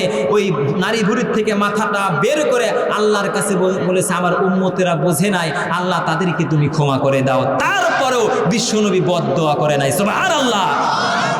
বিশ্বনবী যখন নামাজের ভিতরে দাঁড়িয়েছে, ওই কাবা শরীফকে সামনে রেখে মক্কার আবু জেহেল, উতবা, সাইবার সন্ত্রাসী বাহিনীরা বিশ্বনবী সাল্লাল্লাহু আলাইহি ওয়াসাল্লামের পিছন দিক থেকে গলার ভিতরে এরকম গামছা বেঁধে বিশ্বনবীর পবিত্র পিঠের উপরে পা দিয়ে এমনভাবে পিছন দিক থেকে টান দিয়েছে, আমার নবীর জিহ্বা মোবারকটা বাহির হয়ে গেছে, নিঃশ্বাস বন্ধ হয়ে যাওয়ার উপক্রম হয়ে গেছে।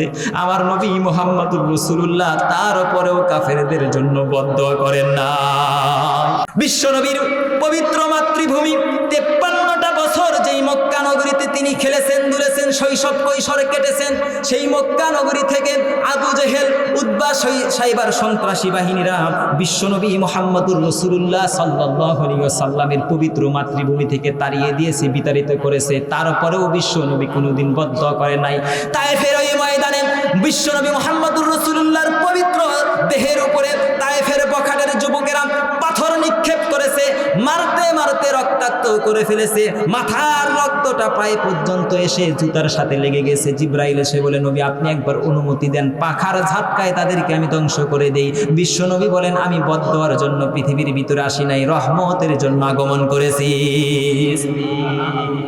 মক্কার 53টা বছর বিশ্বনবী বদদোয়া করলেন না। মক্কায় জুলুম নির্যাতিত হলেন, বিশ্বনবী বদদুয়া করলেন না। তায়েফে বিশ্বনবী নির্যাতিত হলেন, বদদুয়া করলেন না। মক্কায় নামাজ পড়তে দেন নাই, বিশ্বনবী বদদুয়া করলেন না। সেই নবী মদিনার নগরীতে যাওয়ার পরে মাত্র এক ওয়াক্ত নামাজ কাফেরদের কারণে বিশ্বনবীর কাজা হয়ে গেছে। হাতের কোদালটা ফেলে দিয়ে বিশ্বনবী ওই দিন বদদুয়া করে, আল্লাহ যেই কাফেরদের কারণে আজকে আমি আসরের নামাজ পড়তে পারলাম না, ওই কাফেরদেরকে আজকে তুমি ধ্বংস করে দাও। এর দ্বারা বোঝা যায় নামাজ না পড়েও ওই নবীর সুপারিশ পাওয়া যাবে, পাওয়া যাবে। জোরে বলেন পাওয়া যাবে। মুসলমান, বলিখণ্ডের মুসলমান, আজকে ভালো করে কান পেতে একটা কথা ভালো করে শুনে নেন। যেই নবীর পবিত্র জবান দিয়ে ঘোষণা করেছেন আস-সালাতু মিরাজুল মুমিনিন, নামাজ হলো মুমিনের মেরাজ। বিশ্বনবীর পবিত্র জবান দিয়ে ঘোষণা করেছেন আউয়ালু মা ইউহাসাবু বিহিল আবদু ইয়াউমাল কিয়ামাতিস সালাহ, কাল কিয়ামতের কঠিন ময়দানে বান্দার সর্বপ্রথম নামাজের হিসাব নেওয়া হবে। যেই নবী বলেছেন নামাজ ছাড়া জান্নাতে যাওয়া যাবে না, যেই নবী বিশ্বনবী সাল্লাল্লাহু আলাইহি ওয়াসাল্লামের জীবনের সর্বশেষ নিঃশ্বাস ত্যাগ করার পূর্ব মুহূর্ত পর্যন্ত বলে গেছেন আস-সালাহ, আস-সালাহ, আমার উম্মতেরা নামাজ, আমার উম্মতেরা নামাজ। ওই বিশ্বনবীর উম্মত নিজেদেরকে দাবি করে নামাজ না পড়ে কাল কিয়ামতের কঠিন ময়দানে যদি বলেন নবী আমাকে সুপারিশ করেন, সুপারিশ তো দূরের কথা, কুত্তা পিটান পিটায়া জাহান্নামের চৌরাস্তায় পাঠাবে। কথা বলেন ঠিক কিনা? জান্নাত মামুর বাড়ির দোতলা ঘর নাই। আপনি দিল পরিষ্কারের কথা বললেন আর মামুর বাড়ির দোতলা ঘরে আপনাকে চিৎ করে আল্লাহ শোয়াই দিল। এরকম সহজ জিনিস জান্নাত নয়। কথা বলেন ঠিক কিনা? বিশ্বনবী মুহাম্মদুর রাসূলুল্লাহ সাল্লাল্লাহু আলাইহি ওয়াসাল্লাম এই জন্য বলে দিয়েছেন নামাজ ছাড়া দ্বিতীয় কোনো পথ, দ্বিতীয় কোনো রাস্তা নাই জান্নাতে যাওয়ার। বিশ্বনবী মুহাম্মদুর রাসূলুল্লাহ সাল্লাল্লাহু আলাইহি ওয়াসাল্লাম নামাজের ব্যাখ্যা করতে গিয়ে বলেছেন যারা খুশু খুজুর সাথে নামাজ আদায় করবে ওই সমস্ত বান্দাদের জন্য আল্লাহ পাক সেই সুবিশাল জান্নাতের মালিকানা লিখে দিবে। সুবহানাল্লাহ। খুশু খুজুর ব্যাখ্যায় মুফাসসিরিনে কেরাম লেখেন যারা আল্লাহকে হাজির এবং নাজির মনে করে নামাজ আদায় করবে তারা নামাজটা হবে মনোযোগের নামাজ। আল্লাহ পাক ওই মনোযোগের নামাজের কারণে সেই সুবিশাল জান্নাতের মালিক আল্লাহ তাকে বানায়া দিবে। সুবহানাল্লাহ। আল্লাহকে যারা সামনে মনে করে হাজির নাজির মনে করে নামাজ করবে, শেষ করে দেব কিছুক্ষণের মধ্যেই। আমার আপনার সামনে যদি মানুষ থাকে, মালিক থাকে, তাহলে কাজের স্পিড গতি বাড়ে। কথা বলেন ঠিক কিনা? দোকানে যদি মালিক থাকে, কর্মচারীর কাজের স্পিড, কাজের গতি, কাজের শক্তি অটোমেটিক বৃদ্ধি হয়ে যায়। ক্যাশে আমার মালিক বসে আছে, আমার মনিব বসে আছে, এই জায়গায় কাজে ফাঁকি দেওয়া যাবে না। কাস্টমারকে সুন্দর করে ডেকে ডেকে কাছে আনেন, নেন ভাই নেন, এইটা না নিলে ওইটা নেন, ওইটা না নিলে এইটা নেন, নানান ধরনের কথা বলে। কিন্তু যেই মাত্র মালিক ওই জায়গার থেকে সরে যায়, ওই যে এই মাল আর দোকানে নাই, শেষ হয়ে গেছে। কথা বলেন ঠিক কিনা? আপনাদের এই বলিখণ্ড গ্রামে সিরাজগঞ্জ থেকে, ময়মনসিংহ থেকে কামলারা আসে ধান কাটার জন্য, বিভিন্ন কামলা দেওয়ার জন্য, মাটি কাটার জন্য। অনেক সময় দেখবেন মালিক যদি ক্ষেতের আইলে বসা থাকে, দাঁড়ানো থাকে ছাতি নিয়া, তাহলে কামলারা ধান কাটতে কাটতে কাটতে কাটতে শরীর দিয়ে গামা বাইর করে দেয়। কথা বলেন ঠিক কিনা? যেই মাত্র মালিক একটু পেশাব করার জন্য, জমিয়ালা একটু পানি খাওয়ার জন্য বাড়িতে গেছে, যাওয়ার সাথে সাথে কামলারা সকলে আইলের মধ্যে বসে 16 গুটি খেলা শুরু করে দেয়। কথা বলেন ঠিক কিনা? আমি অনেক সময় মাহফিল করে আসার পথে, যাওয়ার পথে দেখি ওই সিটি কর্পোরেশনের মহিলারা ওই যে রাস্তাঘাট ভাঙলে এটা মাটি ফেলায়, বালু ফাটায় ঠিক করে। কন্ট্রাক্টর যদি থাকি, এক মাটির জায়গায় 2 টুকরি মাটি ফাটায়, 3 টুকরি মাটি ফেলায়, কাজ করতে করতে একেবারে গামায়া ফেলায়। যেই মাত্র ইঞ্জিনিয়ার কন্ট্রাক্টর ওই জায়গার থেকে চলে গেছে, এক মহিলা আর এক মহিলার মাথার মধ্যে উকুন আনা শুরু করে দেয়। কথা বলেন ঠিক কিনা? কয় আফাইরি বাবারি, তোর মাথার মধ্যে কত বড় ডেলা, কুট টুস করে মারা দেয় শুরু করে। কথা বলেন ঠিক কিনা? ও মুসলমান, মালিক যদি সামনে থাকে কামলা কাজের ভিতরে ফাঁকি দিতে পারে না। দোকানের মালিক যদি দোকানের ভিতরে বসা থাকে দোকানের কর্মচারী ওই কাজের ভিতরে ফাঁকি দিতে পারে না। ক্ষেতের জমিওয়ালা যদি থাকে ক্ষেতের কামলারা ফাঁকি দিতে পারে না। কন্ট্রাক্টর থাকলে ইঞ্জিনিয়ার থাকলে লেবাররা কাজের ভিতরে ফাঁকি দিতে পারে না। আমি আপনি যখন নামাজ পড়ব, আমি যখন সালাত কায়েম করব, যখন ভাববো আমার এই নামাজটা, আমার এই সালাতটা আমার রব, আমার মালিক, আমার আরশ কুরসি লৌহ কলম জান্নাত জাহান্নামের মালিক স্বয়ং নিজে দেখতেছে, ওই নামাজটা আমার মনোযোগের নামাজ হবে। ওই নামাজের ভিতর থেকে মনটা কখনো উদাও হবে না। আল্লাহ পাক রব্বুল আলামিন বলেন এইভাবে যারা মনোযোগের সাথে নামাজ আদায় করবে ওই সুবিশাল জান্নাতের মালিক আমি রব্বুল আলামিন তাদেরকে বানায় দিব। সুবহানাল্লাহ। আর দুইটা কথা বলে শেষ করে দিই, রাগ হবেন না তো আপনারা ইনশাআল্লাহ? মুরব্বীদের কষ্ট হইতেছে?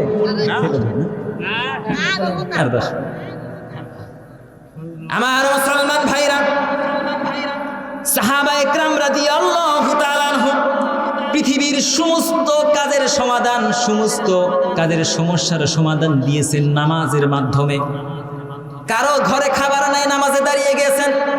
কারো ঘরে পেটে ভাত নাই, বিশ্বনবী বলেন মসজিদে নবীর কোণার ভিতরে যায় আল্লাহ রব্বুল আলামিনকে সিজদা দাও, আল্লাহ রব্বুল আলামিন তোমার সমস্যার সমাধান দিয়ে দিবে।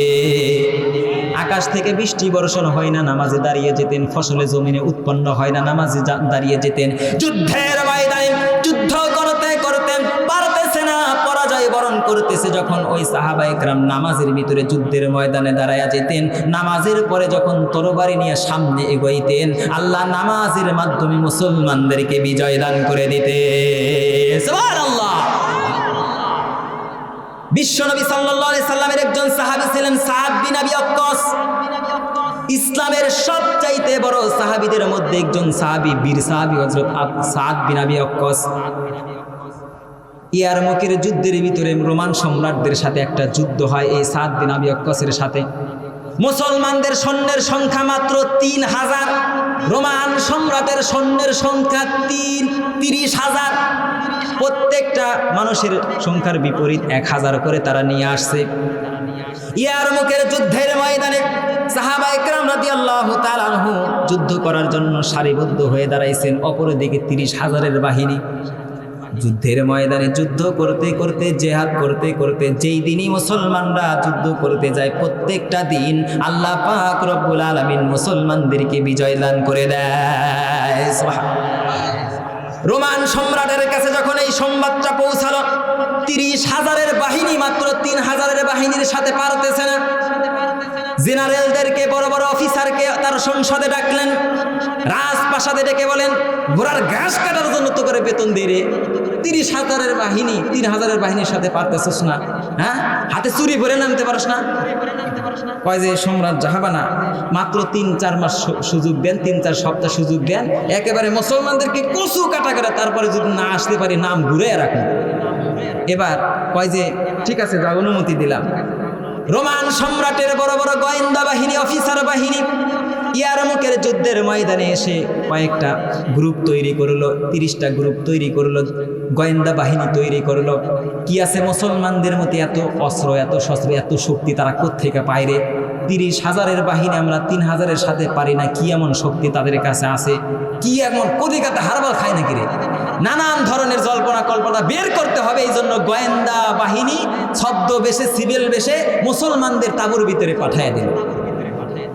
একদিন নয়, 2 দিন নয়, দীর্ঘ 1 থেকে 2 সপ্তাহ পর্যন্ত ওই সমস্ত কাফের মুশরিক জেনারেলরা, অফিসাররা মুসলমানদের সাথে উঠলো বসতো, মুসলমানদের সাথে খাইলো পাই পড়লো, যুদ্ধের ময়দানে জেহাদ পরিচালনা করলো।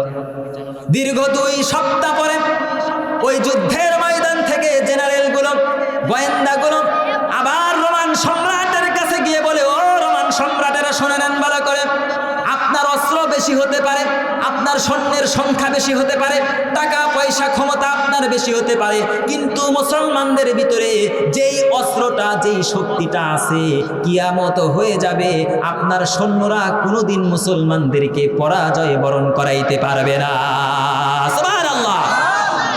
ওই কি এমন পারমাণবিক বোমা তারা বানাইছে, কি এমন অস্ত্র বানাইছে আছে তাদের সাথে পারা যাবে না, তাদের শক্তি অনেক বেশি নাকি, কয় না হ্যাংলা পাতলা শুকনা রুটি খায়, শুকনা খেজুর খায় বাসে তারা।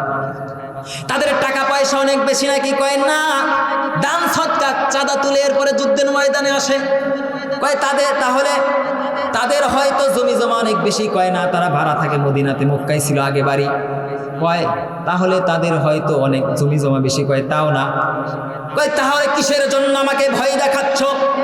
অস্ত্র আমার বেশি, সৈন্য আমার বেশি, শক্তি আমার বেশি, টাকা আমার বেশি, পয়সা আমার বেশি, কিন্তু তারপরেও ওই সৈন্যদের সাথে কেন তোমরা পারতেছো না? ওই জেনারেলরা ডাক দিয়া কয় যে সম্রাট জাহাপানা, টাকা আপনার বেশি হতে পারে, পয়সা আপনার বেশি হতে পারে, ধন সম্পদ আপনার বেশি হতে পারে, কিন্তু মুসলমানদের ভিতরে যে এই একটি ইমানি জজবা আছে, ওই নামাজের জজবা আছে, যতদিন পর্যন্ত ওই জিনিস থাকবে ততদিন মুসলমানদেরকে পরাজয় বরণ করানো যাবে না। সুবহানাল্লাহ। জেনারেলগুলো জবাব দেয়, আমরা দীর্ঘ 2 সপ্তাহ পর্যন্ত মুসলমানদের শিবিরে, মুসলমানদের সৈন্যের ভিতরে গিয়ে আমরা দেখেছি যে সৈন্যগুলো দিনের বেলা ওই ভাঙ্গা তরবারি দিয়া তেনা পেছায়া নেকড়া পেছায়া যুদ্ধের ময়দানে তরবারি নিয়ে যখন আমাদের সামনে আসে, ওই রাতের বেলা ওই সাহাবায়ে কেরাম সারা দিন যুদ্ধ করার পরে ক্লান্ত পরিশ্রান্ত হয়ে সারা রাত্র পর্যন্ত তারা ঘুমায় না।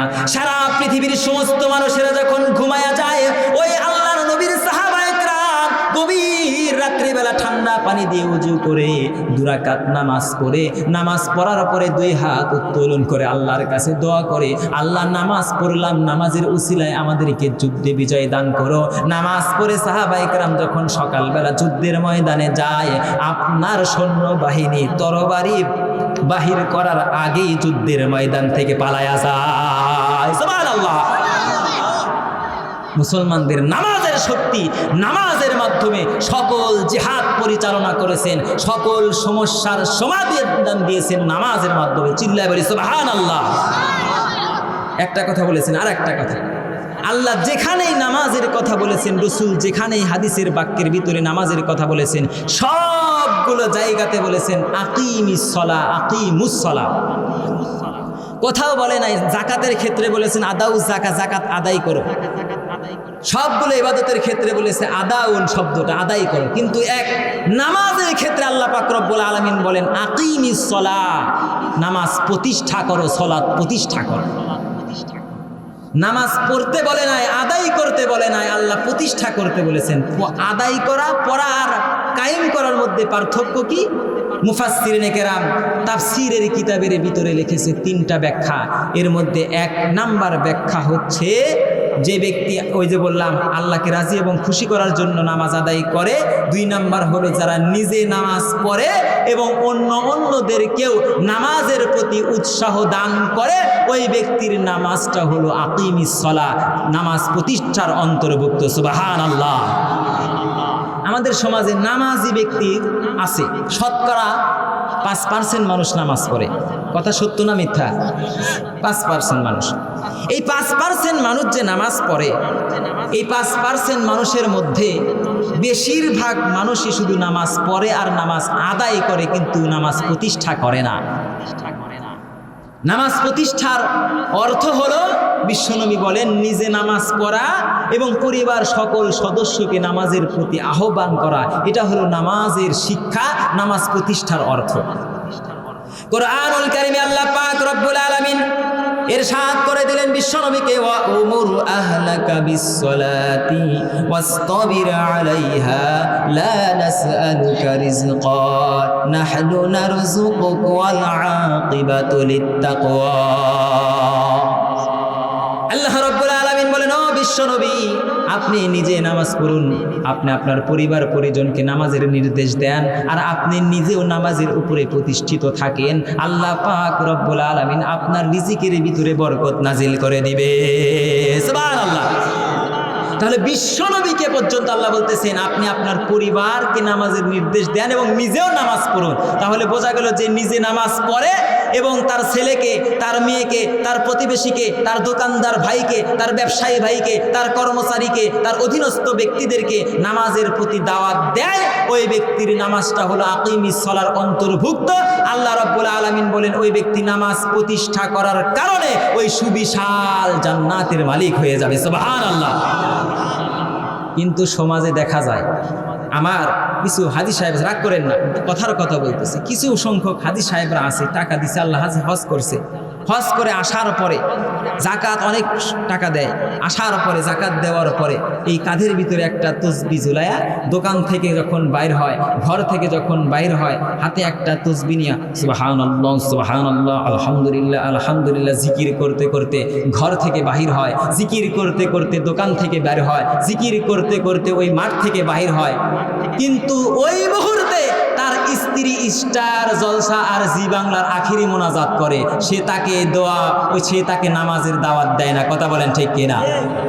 নামাজের সময় তার মেয়ে হিরো আলমের গান দেখেন, মমতাজের ফাইটটা যায়, সিরা যায়, গান দেখে, সে নিজে সুবহানাল্লাহ বলতে বলতে মসজিদে আসে, কিন্তু তার মেয়েকে নামাজের কথা বলে না। এরকম মুসল্লি সমাজে আছে না নাই?